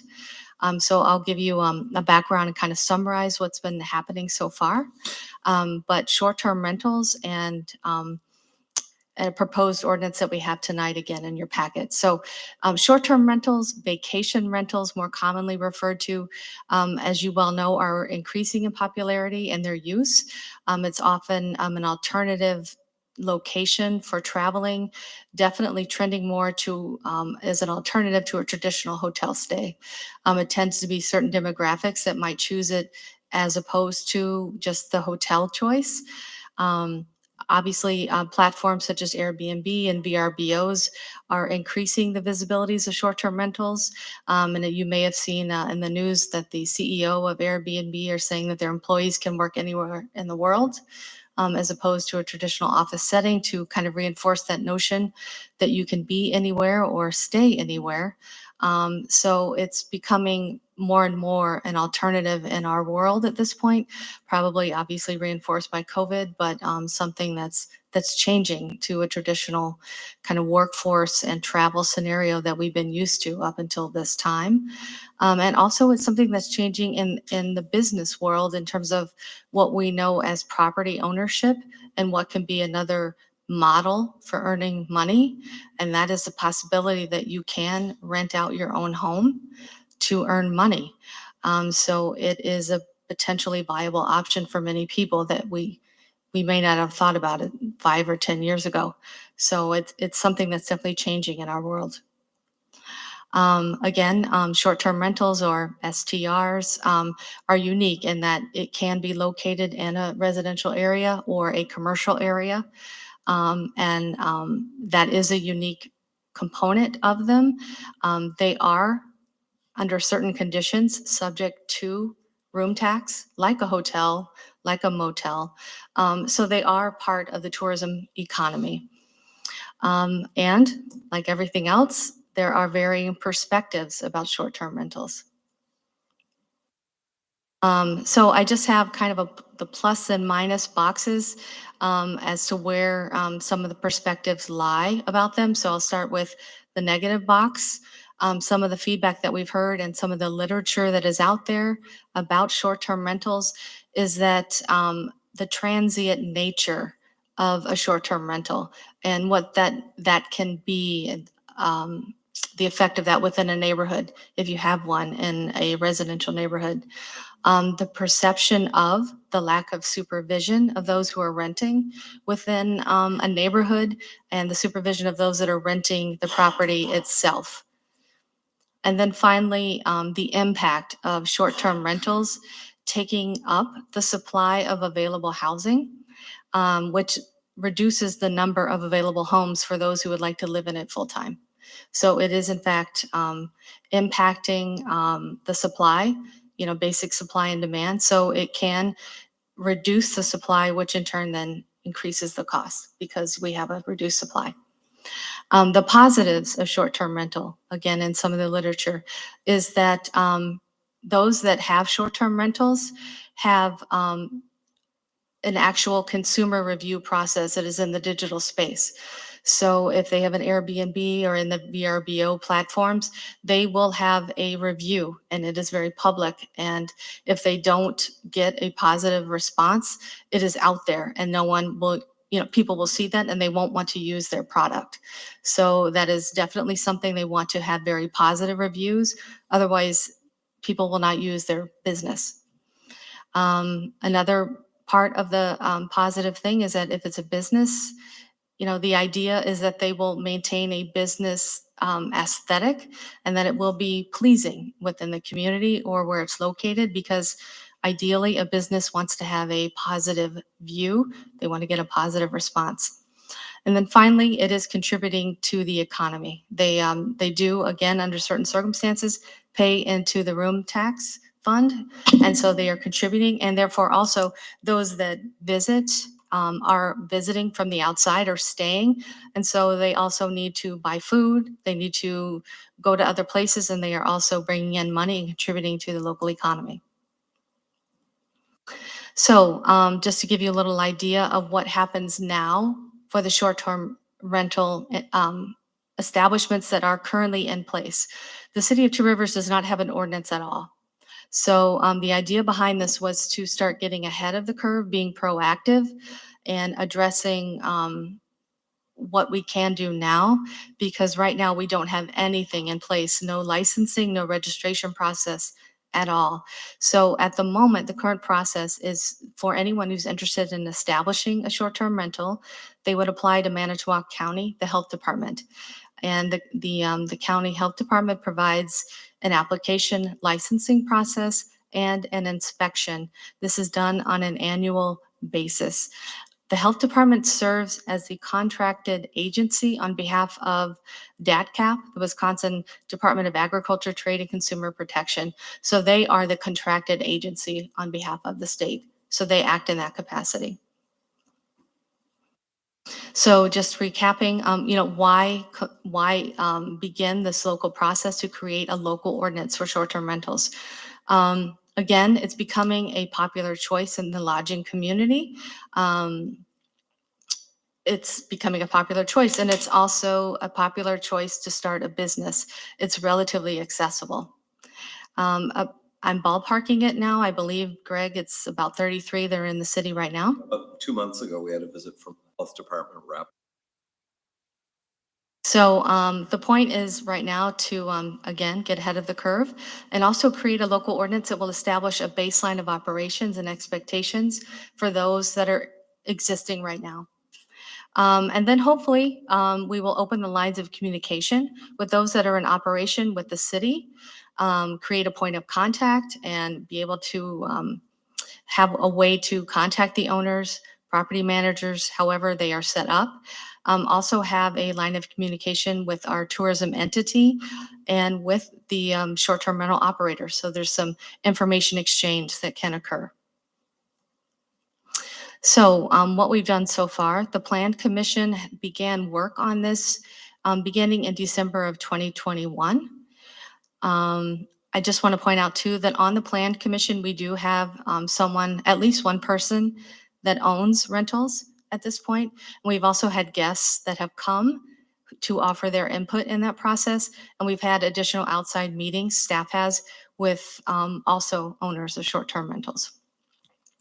So we have investigated other communities that have these ordinances already on the books. I've listed some on your screen: Village of Howard, City of De Pere, Schwabenon, Sister Bay, Town of Holland, Village of Cleveland, Random Lake, City of Sheboygan Falls. These are all just to name a few of the ordinances that we've already visited. So we're not reinventing the wheel, but we are looking at other resources just to see where we can start and proceed for the City of Two Rivers.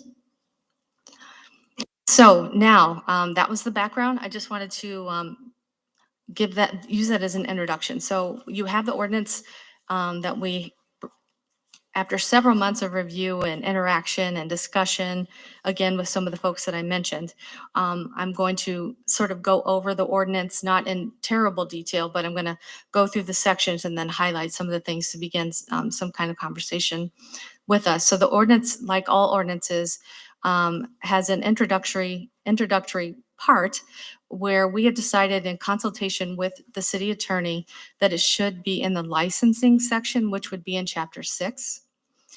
And then it has a definition section. So that would be on page 1. So we have the basic definitions of who would be involved. Obviously the city clerk, the residential dwelling unit definition as to, which is pretty standard across the board, defining that any building structure or part of a building used for living, cooking, sanitary, and bathroom facilities intended to be used for rental. Licensing, owner, person, property manager, and then number 7, I'd like to point out, short-term rental. A residential dwelling unit is offered for rent for a fee with a rental term of fewer than 30 consecutive days. That is a straight definition out of the state statutes. And then number 8 is just mentioning the licensing entity from the state, DATCAP. So our application procedure is the next section that I just wanted to touch on, because I'm not going to read this directly to you. The application procedure is such that we will have applications, which we have not made yet. We will do once we get all the feedback from everyone, that we will have it, have applications filed with the clerk, reviewed by the clerk, and have the applicants reviewed by the police chief. He will do a review of all the applicants on page 2, number B2, A, B, C, and D, looking for inaccuracies, any kind of repeated complaints, any criminal convictions, and any other reviews that the police chief would normally do in any other situation when they review applicants for licensing within the city. Then the clerk shall issue the license following the payment of the fee and completion of the review process. And then they also must have a county-approved license as well. And part of our standard will be that they show proof of that within their actual establishment, along with some number information and contact information, which we'll go through with the standards as well. We will need to have contact information, which is pretty key. So that must be available with the city as well as to the person renting. So within the establishment, they will have to have contact information for safety for the actual property owner or property manager, who must be accessible. And also the fact that they are licensed through the county health department as well. So turning on to page 3 in your packet, just want to highlight a couple of items within this section of the code, or I'm sorry, of the ordinance that we're proposing at this point, that on the top of the page, property manager. So we are proposing that if the property owner is someone that is off-site. So this is page Oh, I'm- 5. oh, I- The way the packet is numbered is page 5. Oh, I apologize. Yep. Okay. That's right. So the property shall either have a property owner that is accessible and serves as the manager and in contact, or an identified authorized designee, which we're calling the property manager. And they shall be available 24 hours a day by phone or in person, should there be an emergency. So that is one of the standards and one of the things that we expect of the short-term rental, to just have someone that is accessible. So they will be accessible for any emergency, should that be necessary, except service of process. If there is an emergency for city employees, officers, or anything of that nature, inspection or enforcement of any ordinances, that is what the property manager or the property owner's designee, that's what they would be available for. License renewal. The license will be effective for 1 year and will be the calendar year, January 1 through December 31st. Each year, the property will need to go through the renewal process, just like it does at the county level. There are certain standards that they have to meet in order to get that they won't have any outstanding fees, taxes, or forfeitures owed to the city. Also, if there's any violation within the building inspection office, anything of that nature, taxes outstanding. Also, item C, under 613-4, the license could be suspended for the short-term rental or revoked if there's any due process hearings with the city council, if they fail to comply with any of the requirements with respect to illegal activities engaged at the site itself, and for more than two or more occasions. So if they have any outstanding fees or criminal activity, that could be subject to a revoking of their license. So the remainder of this is with respect to the standards of the short-term rental. So I just want to be very clear about this, that in working with the Plan Commission, again, I want to mention that someone on the committee is a short-term rental owner, and we had feedback from others to help balance that discussion, that most of the standards within this ordinance are referring to existing ordinances. So I have them listed on this slide, and it lists through the actual 6-13-5 standards for the short-term rentals. The standards are in compliance with our existing ordinance relating to noise. This one sounds a little bit weird, but no additional temporary lodging. So that's number 3 under A there, which means that if you have a short-term rental, you can't then set up an RV in the front and have additional guests there. And in fact, that's in violation of our ordinances right now. You can't do that in front of your house and have people stay longer, or have guests set up tents and stay out there in addition to those that might be staying in the actual structure. So that's what that is speaking to. So again, that's in compliance with our existing ordinances. We do ask that they comply with all of our existing nuisance ordinances that are already on the books. They are subject to room tax, which is, again, they must comply with our existing laws for those that have to pay room tax. We do have a site number 6 under here about sexual offender residency restrictions. Again, we are referring to our existing ordinances with respect to that. Short-term rental owners will have to do a check, just like hotel and motel operators, for those guests. So they are subject to that, just like any other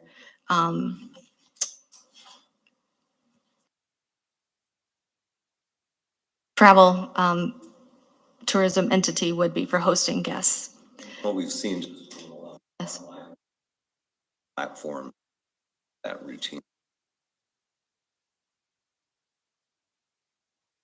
And as I mentioned, they will need to display proof of their inspection with Manitowoc County Health Department. And again, that contact list, so non-emergency contact numbers for the police department, fire department, and the property owner or the property manager for contacting in case of an emergency. They shall maintain a guest registry in case there's a need to refer to that. They need to comply with our parking ordinances.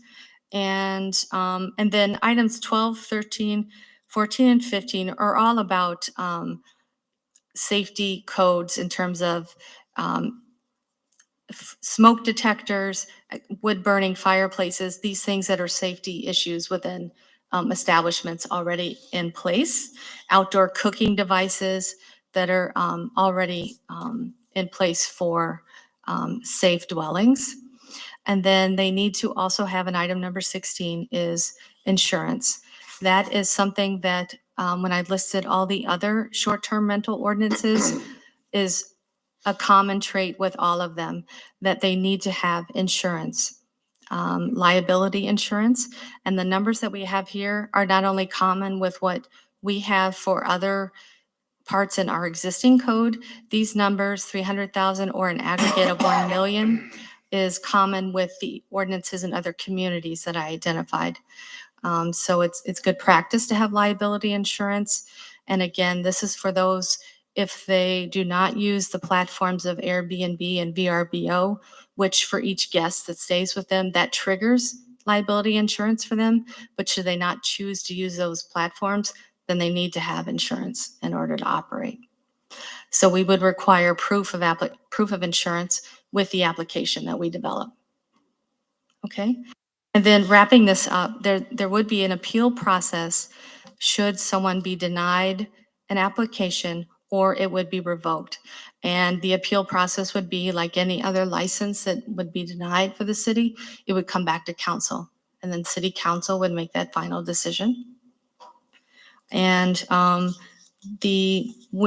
we have the fees listed here. It would essentially go into another part of our code, our ordinances, because that's how they're organized. But we ran this by the Plan Commission, and they approved a $100 license fee, and then for each agent, a $25 fee for a property manager as we keep additional records. And if someone is late in applying for the annual, there would be a late fee of $100. So this is where we have landed at this point to bring forward to you for the discussion tonight. So I'm sure that you have questions and I will try to answer them. Yes, Adam. I did miss the last Plan Commission meeting. But I thought the previous one, we were doing an all-in fee for the short-term rental license fee and the property manager. And then if you had, I think, what was it, over 3, we were gonna charge additional? Did that go away at the last meeting? Because we discussed the more the better, because if one didn't answer, that the next one could possibly answer, or vacation or whatever. I do recall that discussion. And I thought that's what we went with, but then we wanted to charge if you had so many, because we didn't want a list of 10 people long for each individual business, but it was nice to have more than one. And we didn't want to discourage it. Right, which is why I do believe we have this scenario where they have 100 which would get you one contact, and then 25, so 125 for two contacts. Then if they add another, it would be 25. I mean, that's my recollection of what Plan Commission approved at the last meeting. At the last meeting. Correct, as we organized, tried to get this all put together. Okay, so then it changed last meeting. And that's something certainly the council can, Correct, if you Yeah. would like to modify, we Yep. can. doesn't get quite as messy as zoning code amendments where the plan commission has to refer it to the council. I mean, as one person, as I advocated on Plan Commission, I think we should have at least a list of 2, maybe 3, and then from there, add that additional cost. So maybe build it into the initial cost. Maybe it's 125, 150, and you can have 3 agents. And then from there, add it on, because I think it's a good idea to have more than one. Something to be said for that. Is the requirement that one of those contacts be local? No, it's not, because you don't have to have one. So you could technically own a vacation rental here in Two Rivers and live in Florida, and you could be the point of contact. You just have to be able to be there to answer the phone, because if your furnace breaks, that guy's probably not fixing it anyway. He's calling someone. So we just want that kind of point of contact, and whoever they call to do the work for them is on them within a reasonable amount of time. Yeah, we did. Go round and round with the distance, because there are other ordinances for those of you listening tonight. They have a mile radius, like the property manager or owner has to live within 50-mile radius for that point to be within, to help. The consensus of Plan Commission that they felt comfortable with is they have one of them, and it's within here, that they have to be available 24 hours. So they have to be available by phone. But to Councilmember Adam, you just have to be accessible, someone within that contact list. And if we have 3 on file, then one of those 3, you have to be available 24/7. I would really like to see that fee be a whole lot higher than that, the licensing fee. I mean, we're doing this for about $4,000 a year for 33 of them. There's no reason we can't have a $500 fee for that, because first of all, there's way too many of them in town now. And they're popping up everywhere, and they are taken away from the availability of houses in town. So it may or may not deter them. But Well, I and don't know. regardless, it gets passed on to the customer anyway if they do want to pay it. I don't think we want to necessarily deter them. I think they're a big benefit to the city of Two Rivers and have a lot of guests come in that maybe wouldn't otherwise come here to stay in a hotel per se. They come here to stay in those vacation rentals and take in the scenes of Two Rivers, the beach, other activities. And a lot of times they end up staying longer versus their weekend where they'd come in maybe Friday, Saturday. They might stay a whole week because they can use a vacation rental. I do get your point that they are popping up quite all over the place in the city, but I think they are a good thing. It's just kind of having that equal balance. Greg, I think you want to chime in there. I was just going to say, I don't know that it's a legal requirement, but typically when it comes to the fees associated with regulation, and this is a regulatory activity, we usually strive to cover staff costs, but not use it as a revenue center. That's up to the council. I think it's generally been the philosophy, well, it's fair to recover the staff costs, the mailing costs, the filing costs. Do you want to make it an alternative? That's up to the council, but I would just point out that's not usually been the philosophy when it comes to setting fees. Anybody else? I wouldn't want to, a rental like this, just outside of the city limits isn't going to be part of anything like this where they won't have to pay a permit, so if your rental is up by Point Beach, you don't have to pay that fee. Our community people do. I don't want to put an undue burden on our local folks when people right across the city limit don't have that fee to pay. So that's something I don't like about that. And also, I had a couple of other thoughts on this. Do we coordinate with the county, or could we coordinate with the county or the city of Manitowoc, or again, municipalities around us, that could be doing the same thing so that our expectations aren't completely different than another community that's nearby. It's sort of like when we had the smoking ban in the state where it was community by community and a visitor didn't know what the ban was on one side of the street versus the other side of the street. So is there a way that we could at least communicate to our other municipal partners so that we're not making visitors have to relearn something new every time they come, depending upon where they stay? And I don't think it affects them hugely, but Probably more so the property owners, although you I might guess- have I someone guess that has probably, but- multiple. but, Yeah, and I maybe- don't know if we've had occasion to have any dialogue with Manitowoc on this, for example. Well, to the first part, we do coordinate with the county in that we have been discussing what we're doing with them. And Jessica has been aware, and as Greg mentioned, she did come to one of our meetings. So we have been trying to coordinate with them. And as I mentioned, this is an emerging thing, and I do see more and more communities will be doing this. At the moment, the city of Manitowoc has a rental property registration, which by law can only be a minimal fee of, I believe, $5. So there is at the state level a principle of right to rent. So there are state statutes and regulatory things that are done at the state level that will restrict us in certain ways, but there are other ways that the city at the local level can create an ordinance. To your point, we could have more dialogue with the city of Manitowoc. They do not have a short-term rental ordinance to my knowledge at this time.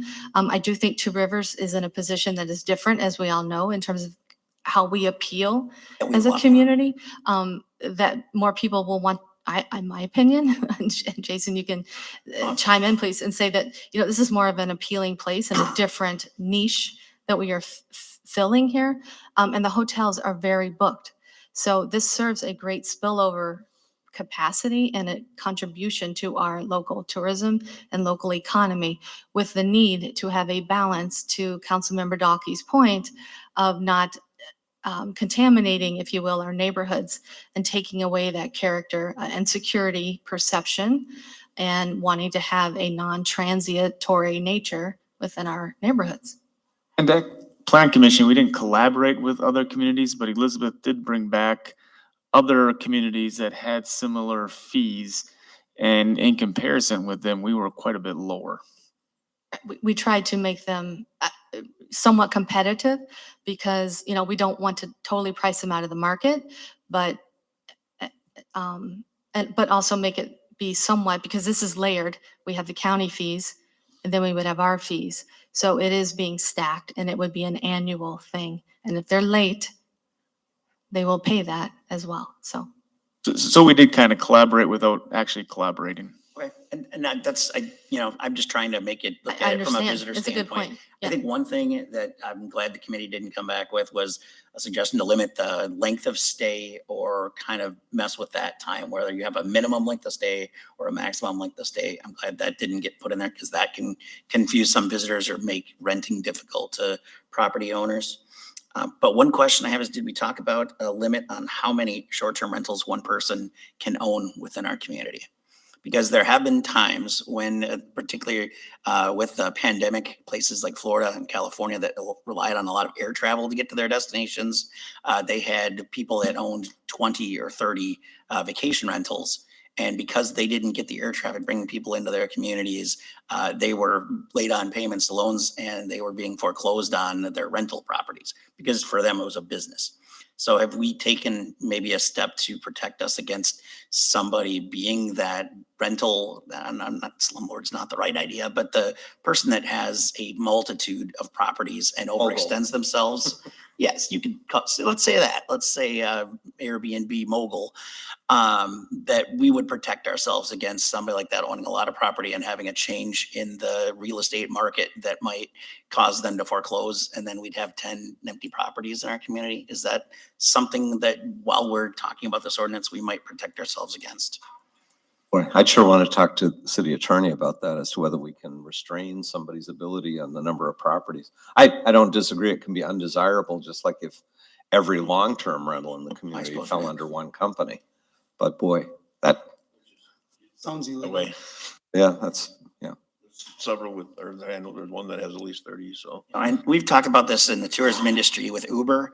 The state of Wisconsin doesn't have a tax on rental cars, but the talk that might be. So that was some legislative issues we talked about on a state level. But one of the things that came up is a lot of people said, well, it's a business person with their renting out of their car and making that a business. And that for that one person renting one car, I don't think that's such a big deal. But then you get a car dealership that takes every car in their inventory on their lot and puts it out there to rent. And all of a sudden that's a pretty big impact. And it's not the little guy anymore. Somebody's found a way for the big guy to make, money in this thing that was an individual kind of program.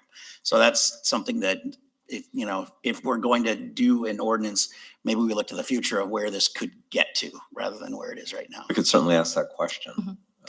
That's a great comment. I think that at this point, from the perspective of staff and working with Plan Commission, it was a way to just open this door and to start looking at this to get this baseline expectation. Ed Money. Are you done, Jason? I just have one other sorry. thing to look at, but of the 33 rentals, do you know, are some of them snowbirds that live here during the summer and only rent their property during the off-season months? And I don't know if there's a way to, I don't know if we want to treat them differently or if it's a different type thing. But it used to be that they would live here during the summer, they would move to Florida or Arizona, and then they would simply be paying for their property to sit empty the rest of the year.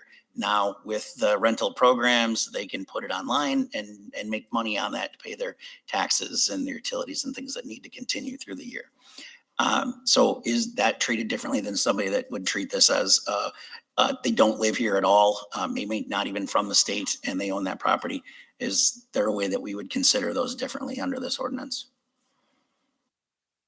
Well, what you see right now is what we talked about. We have not done any kind of cross-referencing with the data at this point as who owns and if they are seasonal. So if we were to establish a program, that communication piece and hoping to delve into who owns them, what they're doing, and maybe, we would love to build that to then share tourism information with them too, and then to see what their purpose is of their business. So yeah, those are great points. Right now, we don't really know who even owns them. We don't No, I have mean, a and list we could except look- through county. Well, I've tracked this we were looking for rooms for volleyball players one year. And because hotel rooms are tight, we were looking for all the online rentals. And it was very interesting to look at the summer schedule for booking some of the places. And then you would flip to after Labor Day and see a lot more availability. And it wasn't necessarily because they were booked. It's because they were blocked out completely on certain properties for the entire summer. So it was, I don't know, it was interesting looking at that and recognizing how people are using the properties and when they were renting them. So The only thing that exempts you out right now is if it's fewer than 10 nights a year. If it's over 10 nights a year for short-term rental, which is defined as a rental for fewer than 60 consecutive days, you need the. Well, and I think that makes great sense for special extended circumstances like the PGA or Ryder Cup coming. Made a here. big Good rent buck on house the for Ryder one. Cup doesn't mean I'm in the VRBO. right. business, Exactly. that kind of thing. Exactly. I was wondering about the parking. I thought I had heard at one time you were gonna consider that they have to have enough parking for how many people they say can stay there. That was Well, bathrooms. What? That was, you had to have X amount of bathrooms for X amount of people that stayed there. Parking was another issue, but it wasn't related to that. I think it was something with driveways and how many. Elizabeth, maybe you tackle that one Well, up, we did look at bathrooms too. right? But we looked at a lot of different scenarios because we didn't want parking, the number of guests, to disturb the quality of the neighborhood. But again, this is sort of a baseline. We decided to do parking to be to comply with existing parking ordinances. So short-term rental can't have a car parked in their front yard, just like we can't do that now. Oh, that wasn't, it isn't that so much that I was concerned about. It's depending on how many people they come there, they might park up the street. I can understand why people kind of don't like this kind of Airbnb stuff, because every weekend you crowd I can just see that happening in some places where the streets are parked up with these renters. I guess I'd like to point out that there are many cars on the street now It would be, currently with or that'd be without hard this to ordinance. police, because Yes, how do you know exactly. if they're with that Airbnb or they're at a neighbor's party? I understand that, but, you know, I'm just Yeah, saying right. that. I understand what you're saying, because it would become overcrowding. I just don't know how we could draft that into an ordinance that would make sense for our police department or anyone else to really police. I mean, because you don't know where those cars are. I mean, you'd have to have out passes and it'd be a whole You mess. simply take it and say off-street parking spots. If you have 8 capacity for your rental, you should have 2 off-street parking spots, something like that. Just, I don't know, because I can see from what Bonnie's saying is if you have, 1-car garage with a narrow driveway on a house that you're renting, and it has, 4 bedrooms, which is very conceivable, especially over by the beach. You might have 2 families or 3 families staying in that house, which would be 3 vehicles there. So if they only have 1 spot in the driveway, that's 2 cars parking on the street in an area where street parking is already fairly congested. Top that off with events that are happening on the beach, and you're losing even more of that valuable parking. So How do you stop that? well, I would say you can, You don't want to exo public parking on a street because it's for the public. right. So you can't necessarily reserve parking on the street because it's public parking. Like the neighbor that parks in front of your house. Right, it's Right. not, Still, it's not they your have every right spot. to do that. Right. No, and I Biggest guess I don't thoughts? want to limit somebody from saying if they don't have a driveway for their home, they can't, rent it. Yeah. Well, they can still rent it, but watch how many cars you have invited. I mean, what about a family it's a mom and a dad who both have their own vehicles. They got 3 kids over 16 and everybody's got their own vehicle. You find some place to park. And I mean, like when we go down to Chicago and we stay overnight, these hotels at one time were not hotels. And you park where you can, and then you'll walk on over to the hotel. They don't have a parking lot, so Like I mean, Wrigley. it's gonna first come, first serve, Yeah, the convenience of these houses are, say someone has a graduation party, grandma, grandpa come from out of state, aunt and uncle come from out of state, they rent the house for a week and then they have the graduation party there instead of staying in a motel. It's more family orientated, but yeah, you end up with a bunch of cars sometimes for a day or something out of the week. You're right, because that happened. and We it's- have a rental like that in our neighborhood, and that's where the concern started coming up, because for an entire weekend, they were parked all the way up and down the street. A vacation rental or a regular rental? No, it was a vacation rental, Okay. a short-term rental. Right, but how We do have you in our really neighborhood. stop that? I mean, because even if I'm not I sure own you that can. house and I had them all over, they could be all up and down that street for the whole week. No, So there's not a real good way to, Again, you agree. could require a rental property have so much off-street parking. Like if it's a certain level that you're having your home inspected by the health department for, or you're saying we're gonna hold 8 people, you might require that home to have 2 off-street parking spaces. But if they have something going on I'm not that suggesting day, that's the idea, but then that could people be a come way over to to visit, regulate because that. everybody's in town from out of state and everybody comes to visit them. You're gonna have You could cars. park you're a gonna- mile away and walk, Yeah. yeah, I wouldn't recommend putting that in the ordinance. and you can't reserve spaces on the street for this particular VRBO. Yeah, And this isn't it's Chicago. first come, first serve. If you gotta walk, you gotta walk, and they're gonna be there. I don't see how, I don't think it's about the renters walking. I think it's about the people that live in that neighborhood walking. okay, but I mean, but there's, like I said, what if you got a family of 5? You got 5 cars, okay? Or what if somebody is having a party? Or, it's gonna fluctuate, and everybody's just they gotta be very fluid with this and willing to, to deal with it. Bill? But that's written into your ordinance. If people start becoming a nuisance, saying they're parking up the street, the authorities are gonna get involved and say, hey, you're gonna have to deal with this better. You can't have the street. Well, if. We've already got that written in there. Sorry.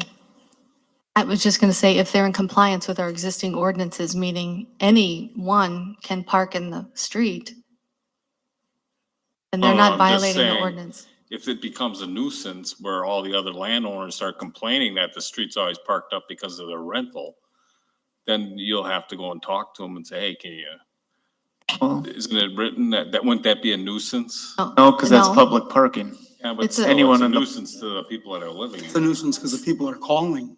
It's not a nuisance because someone parked there. Yeah. Yeah, it's not It's a nuisance per That's not- se. To the that's not a people that are nuisance. living there. By our code, that's, Well, you could say that for someone that's having a backyard fire that doesn't like the smell of That would- smoke. yeah, That's a that would be nuisance. I annoying, mean, yeah, I mean, to you can some. go up and down a list of what's a nuisance. Ongoing problem, right?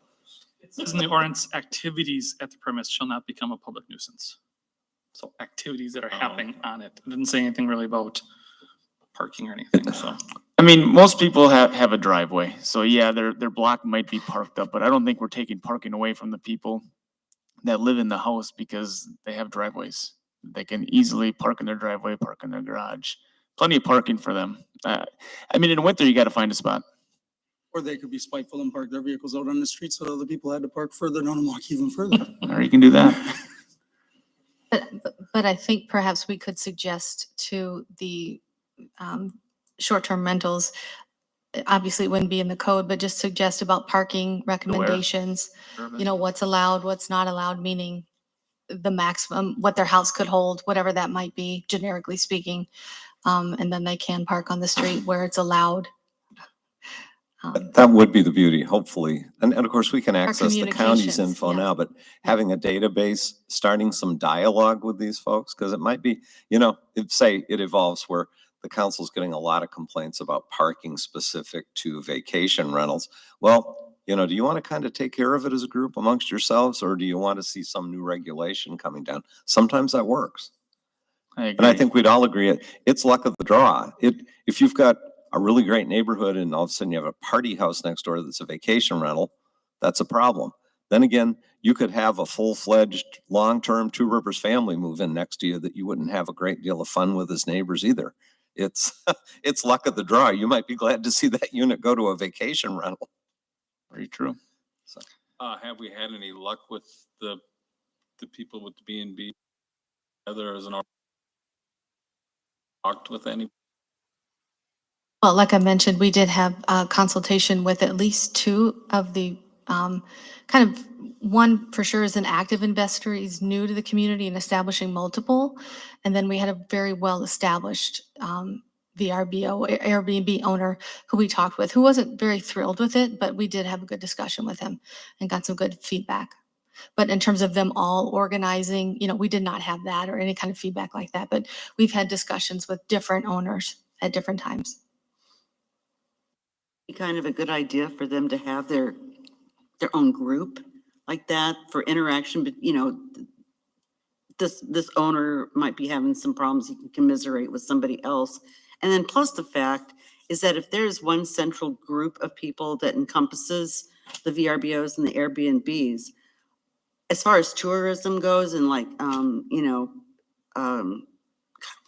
what is our website for events? Explore Two Rivers. ExploreTwoRivers.com. Yep. But if there's, we could, you know, promote them, you know, have a link that goes to this one conglomerate, and then of course they would do their own thing. I think it would be advantageous to them for promo wise.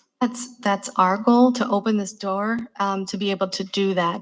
I mean, from their perspective on the private side, I mean, if they do work with Airbnb or VRBO, I mean, they have an expert on the private side as to how to help them if they choose to use that resource. But from our perspective, we definitely want to do exactly what you're saying, Darla. Yeah.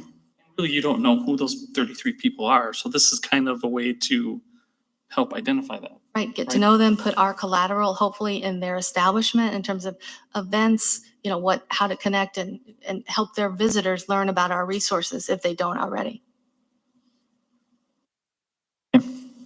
Well, again, the one thing I would like to see is one fee.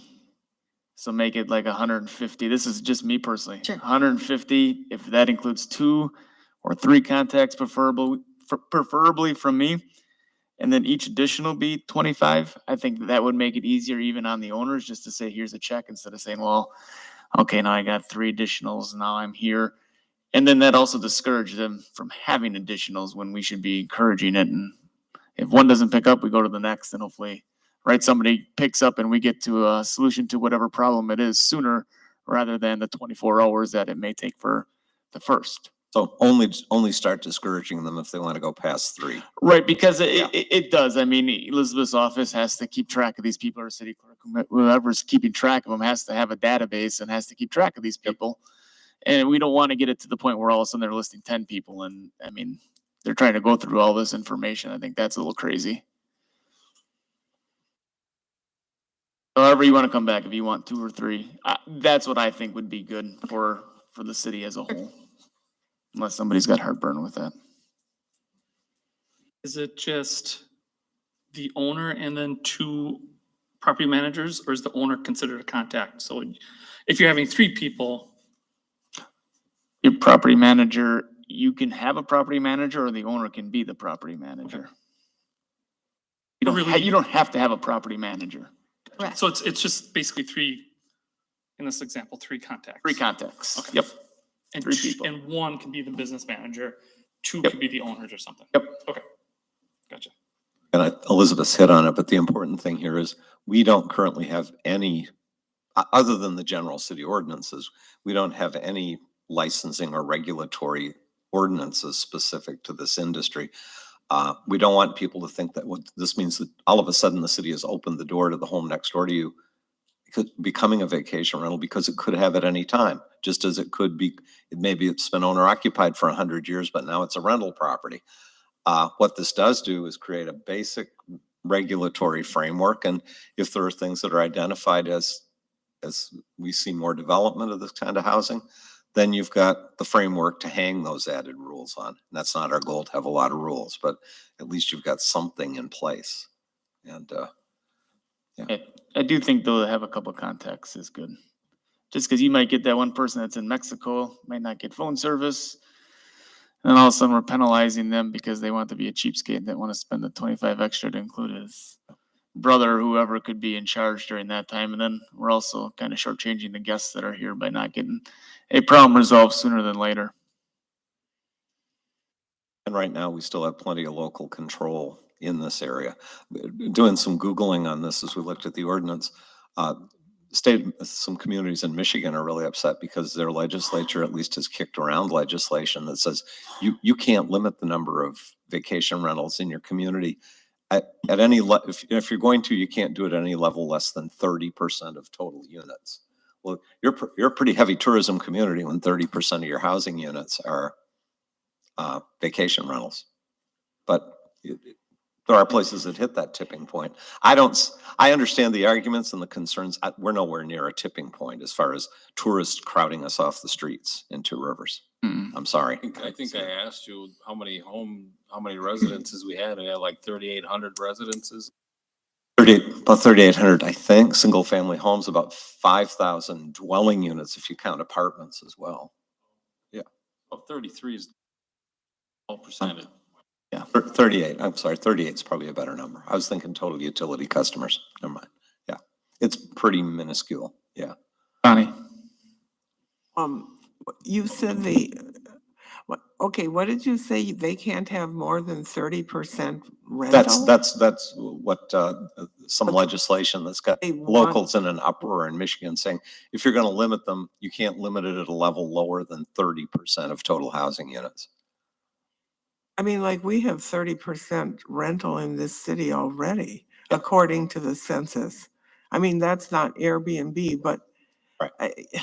I don't personally want to see that number go up too high, especially when people want to buy houses already.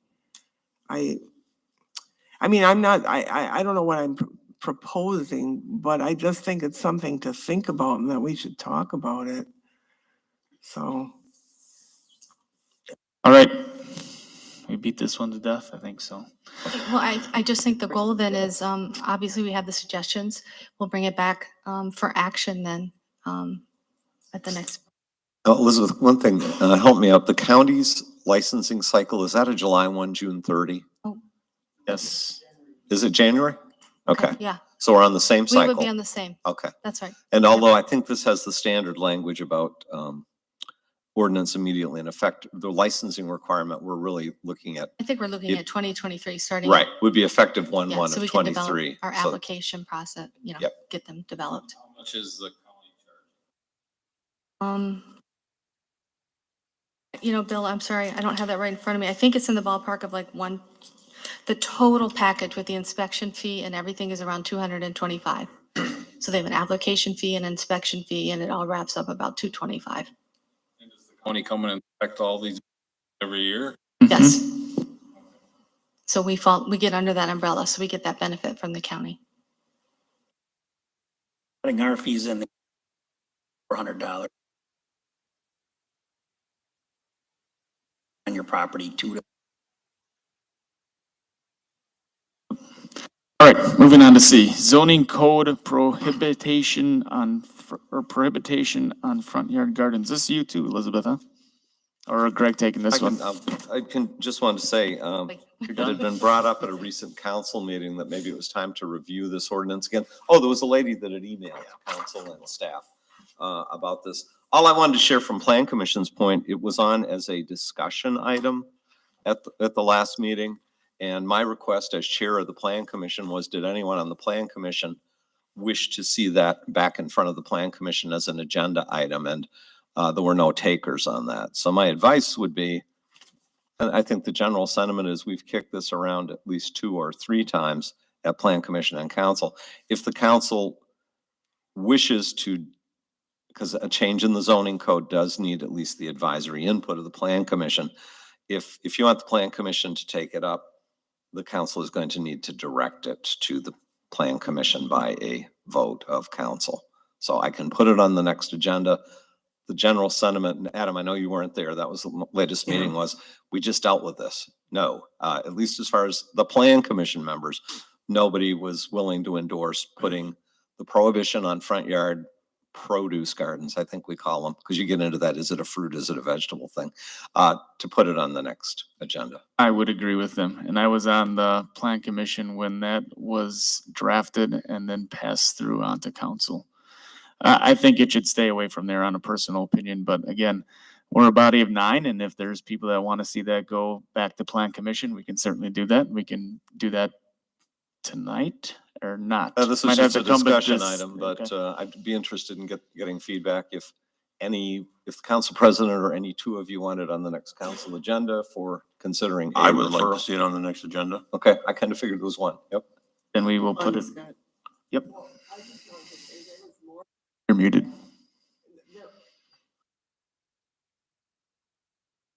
Okay, I'll have to. Mike. Oh, she was also talking about making public area available for gardening. Yeah. I mean, it wasn't just, Yeah. just the front yard stuff. You're which correct there. Yeah.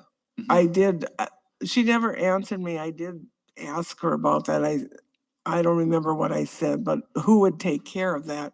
How would you keep people from stealing if it's in public area? Well, as I mean, you pointed out at one of the meetings too, the city has allowed establishment of community garden plots oh, yes, on that's unused true. acreage at That- the cemetery. that is- If they're, Yeah. and I'm sorry, I don't know if they're maxed out this year. They're Close. can't be more than 1 or 2 That's available. about right. If there was more demand, there's a lot more room to put them there. Now, I know that's a communal thing and working together versus planting your front yard, but that is a very real option if the community wants more opportunity for crops. Darla? Like you said, this has been kicked around, I know twice for city council. And I'll tell you, because I was a proponent for this. I mean, it's, fresh produce is exorbitantly expensive. A lot of people can't afford it. They can afford the mac and cheese. It's not healthy to just live on a diet of that. And so a lot of it is cost, a lot of it is health. A lot of people, they might have a home, but maybe they don't have a backyard. Some backyards are like super small, or where they could plant, it doesn't get enough sun, so we were thinking within reason, be able to to be able to plant these things in the front. I mean, there's a lot of benefit to it. But I'll tell you what, both those times that we had it on the agenda and we talked about it and people were very vocal, like on Facebook or phone calls. And then when they were given the opportunity to come in and plead their case, nobody showed up. So, you know, it's like, it's something that people are passionate about, but not enough to come in. And I put a lot of time and effort into it, and it all was to no avail. And I know the last time it was at Plan Commission, and it would be nice if we could do it, but it raises so many, you know, problems. So. Be a If they're a nuisance. raised bed, you know, it's limits to what they can do. Right, and so I have no problem. Jeff requested it. I will second it. We can put it on the agenda to try and get Plan Commission to talk about it, and they can kick the tires on it and come back with a recommendation. It may be the same thing. Maybe they tweak it. I have no idea, but it doesn't hurt for them to go back and talk So about it. we'll, excuse me, we'll list it as an action item to refer to the Plan Commission for possible repeal or modification of the prohibition. And actually that prohibition is on produce gardens in front yards or street side. If you're on a corner lot, street side yards as well. So. Yeah, we gotta be careful because it can create a nuisance. Before you know it, you got corn stalks and the whole 9 yards growing up and people that don't take care of it and it becomes a weed bed. And I think those are all things that we discussed last time, a couple of years ago, whenever it was on that same issue. Again, the Plan Commission's got a responsibility to review matters referred from council. They weren't HEP of their own initiative on revisiting it. But if council refers it, it'll be on the next agenda. You can vote on it. If there's a majority vote, it'll go to the June meeting of the Plan Commission. And this was just front yards, correct? This is front and side yards, And side yard. should you live on a corner, On the street side. street side. On the side yard, if you live on the corner. If it's on the street side, correct. Street side, so you'll have one corner or one side yard where you can't and one side yard where you could. Your interior side yard. Street side, you can't, but on the side, That's next to a house or another property. Or interior, as Greg just said, that's a good word for it. Because some corner lot houses, their backyards actually side. Yep. I have corner Okay, lots, yeah. that's why I was asking. Because Yep, and your side yard is next to somebody else's front yard. And my house is on the property line, so any yard is towards the street side, so I'm kind of. You're not growing many crops, are you? All right, thank you for that one. We do have, unless anyone's got anything further on that, which, no, good. Let's go on to number 5, action item. We have one, it's under A, consider proposed projects for application to WISDOT for FY 2023-26 street projects, assuming that's the years. Funding from bipartisan infrastructure bill. The recommended action is a motion to authorize application for street funding projects as identified. There is some information in front of us, and I assume that Jim is on his way up here to tee that off. We thank Jim for his patience tonight. We've talked about this before. There's a whole lot of money coming down from Washington to the states through the bipartisan infrastructure bill for infrastructure, surprise. And Wisconsin DOT is the state agency that is awarding monies to local units. I think they've got about $1 billion over the next 5 years, including current year, to spend.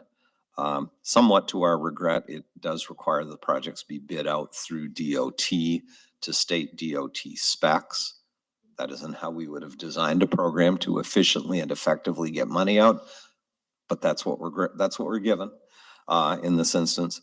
It's 80% federal money through the state, 20% local match requirement.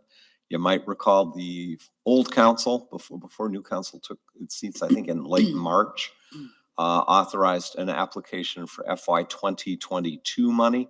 That's money the state has to award by the end of June of this year, state fiscal 2022. Yeah. And has to be ready. They have to be projects ready to bid out in November of this year.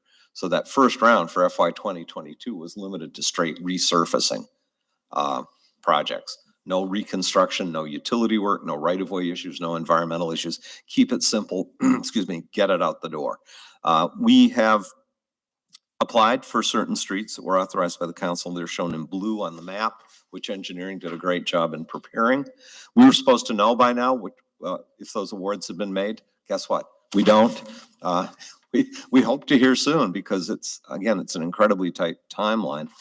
But now, June 3rd, next week, Friday, I believe that is, or Saturday, is the deadline to submit applications for the next 4 years of funding, fiscal 23 through 26. And those projects can be more complicated, as is usually the case when we rebuild streets, and include things like underground utilities. So you've got a list that engineering has prepared. There are estimates for the roadway cost, estimates for the utility cost. It's an ambitious listing, but you know what? We can't sit this out if there is this money available, because we're a town with old infrastructure, and we need to seize for this community and for the next generations in this community what we can. Jim has got the list. He can talk specifics, and I'll be quiet. But at the end of the discussion tonight, we are looking for your authorization to submit an application for streets, either as we've identified them or as council might modify. Okay, if anybody has questions, just holler. I just want to point out a couple highlights right away. In the top end says reconstruction streets. That's a total everything, basically. Got Roosevelt is going to be one application. 19th and East River would be a second application. We'd merge those. And 23rd and Jackson, we'd merge that. 3 projects up there. One other caveat is we're talking about that afterwards, and this makes me recommend that you add in a little flexibility for our staff to submit these applications, because Lincoln Street, for example, we may wind up, due to a change in location of a 12-inch water main, we might want to do basically a total reconstruct on that street as well, as opposed to just laterals and basically just laterals and resurfacing. You can look through this on your own. There's some of the other things, though.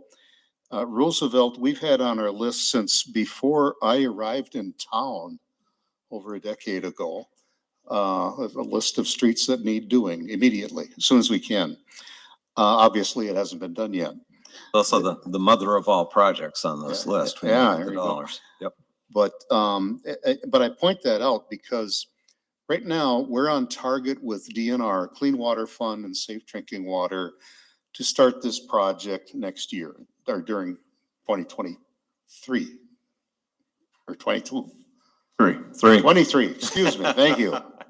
If we go with the DOT application, it probably won't happen until 2024. Just because of the sequencing and their review process, everything takes longer, and it complicates things. So that will mean we'd probably reapply for those funds that we have lined up right now, which both include principal forgiveness. So we're rolling the dice on some of these too. We may have to get to the point where we're going to, okay, maybe we do or don't get any good responses from DOT. Okay, are we going to go ahead and do Roosevelt without DOT? That sort of question will come up, just to let you know that. Not now, but down the road, it probably will. And there may be some other ones here that look more attractive than where we peg them right now. Kelly. We double up with the county monies that we're getting for lead laterals. You know, can we use that towards our 20%? Well, this is basically transportation money. So I think that with 20% we're going to put in is going to be for asphalt or concrete. Right. But, yeah, but I mean, out of that, because if it's an 80-20 or 20% match, can we use that county money in with that 20% also, just to extend it farther? Possibly for a portion of those in the top tier there, those 3 projects I mentioned, possibly in there, because we can make the argument that, well, yeah, we're a part of that lead lateral is paying for a section of the resurfacing there. We've kind of been playing that game as we've been going along already. But we'll try again, obviously, but I don't know. With DOT, it's a little hard to predict how they'll react. For instance, there's the Buy American stuff. We've got with DNR, we've got limits of, I believe it's 5%. With DOT, it's 0.5 or 0.05%. So it gets a little tougher down there. You know, right now, yeah, we're certainly expecting to apply the county money toward the public side water lateral replacement. We're expecting there'll still be safe drinking water money for grants to help offset the private side. We still haven't seen how the final program is going to work on principal forgiveness, because principal forgiveness is supposed to be, in some instances, going up from 30% to 50%. But then the question is, right now, the maximum principal forgiveness you can get on either water or sewer is $750,000. So does the percentage go up, but the dollar cap stay the same? Or does the dollar cap rise up with it? And as Greg's pointed, all of that's in a state of flux right now. We don't know what exactly, but we do know that the chance of shooting the duck are better if you got more lead in the air. So here we're rolling the dice, and you know, you gotta. Apologies. It's good. I'm sorry? I like your analogy. Keep them going. It's and I wouldn't use lead, Tracy, either. I'd use steel. But the point being that, yeah, we got to roll the dice at some point. And if we don't submit the applications, we just don't have the opportunity down the road. So strongly recommend we go ahead and authorize us to get these things out there. We're going to have to, hopefully, if we're very lucky, we'll have to pick and choose which ones we want to do or don't do too. We That just would be don't know. wonderful. Where are construction costs going to go? Where are they going to go when all of this money hits a system that already seems stretched as far as engineering, design, people that actually, the skilled people and the equipment that build the streets? That's already in short supply. That is also an issue with DOT, because DOT doesn't have enough people. So they hire consultants to do the review work for us. And then the consultants send it back to DOT people who re-review it. And then before they get back to us or our designers to remedy the situation. So I guess keeping Jim's caveat in mind about maybe some of these projects needing to move from the resurface to the reconstruct category, if council would be, and again, any funding awards that are made, we'll be back to you with funding absolutely. agreements that the council has to act on. But if you'd be comfortable with authorizing application for resurfacing, rebuilding, or complete reconstruction with utilities of the various streets as identified, that's kind of what we're looking for. So our what, 20% of this would be like $3 million over how many years? The typically the 14 million, so 20% of that is what, 3 million? yeah, the water and sewer borrowing, which we just should go through Clean Water Fund Yeah. and Safe Drinking Water Fund, is typically 20 years. Yeah, and that's 20-year borne borrow. by the utilities, separate from the. Okay, so that brings the number down a little bit. But, Oh, yeah, but big time. shifts it to, you know, Yeah. a committee I'm on. And typically the general obligation borrowing for roads, we try to very seldom go with 20-year financing, but stay with 10-year, just so we're aggressively. But I mean, the projects will be split up between the years when they're started, and that's when the borrowing will begin to happen. Correct. Yeah. And then is any of this budgeted and paid for in terms of typical road repair, construction, maintenance? This is all This is all we borrowing. just borrow for our roads, and We borrow to rebuild our roads. We use operating money to patch them and plow them and do basic maintenance. But part of it is, that sounds like a nifty idea to set dollars aside, but absent going to the voters and getting specific authorization to do that, Wisconsin's levy limits don't let us do that. They do allow debt because the people that in the legislature that like to set limits on local decision makers, like you found out a few years ago when they talked about extending levy limits to debt service, guess what? Nobody will buy our debt because general obligation debt includes an unlimited taxation pledge where the council says come hell or high water, we will raise the taxes needed to pay that obligation. And so.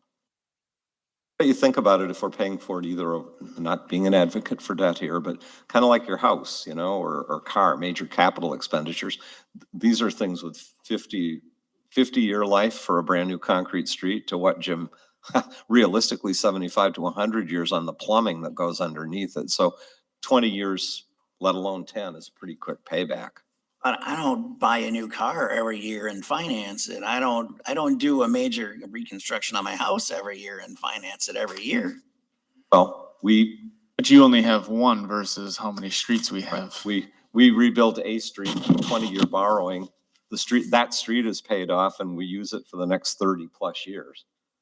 But Basically, we need to do $1 million+ worth of rebuilding total street in order to keep our newest or our oldest streets close to 100 years old, just a little bit over. We're not tied to all these projects. We're just looking to capitalize on some free money that's coming from the federal government.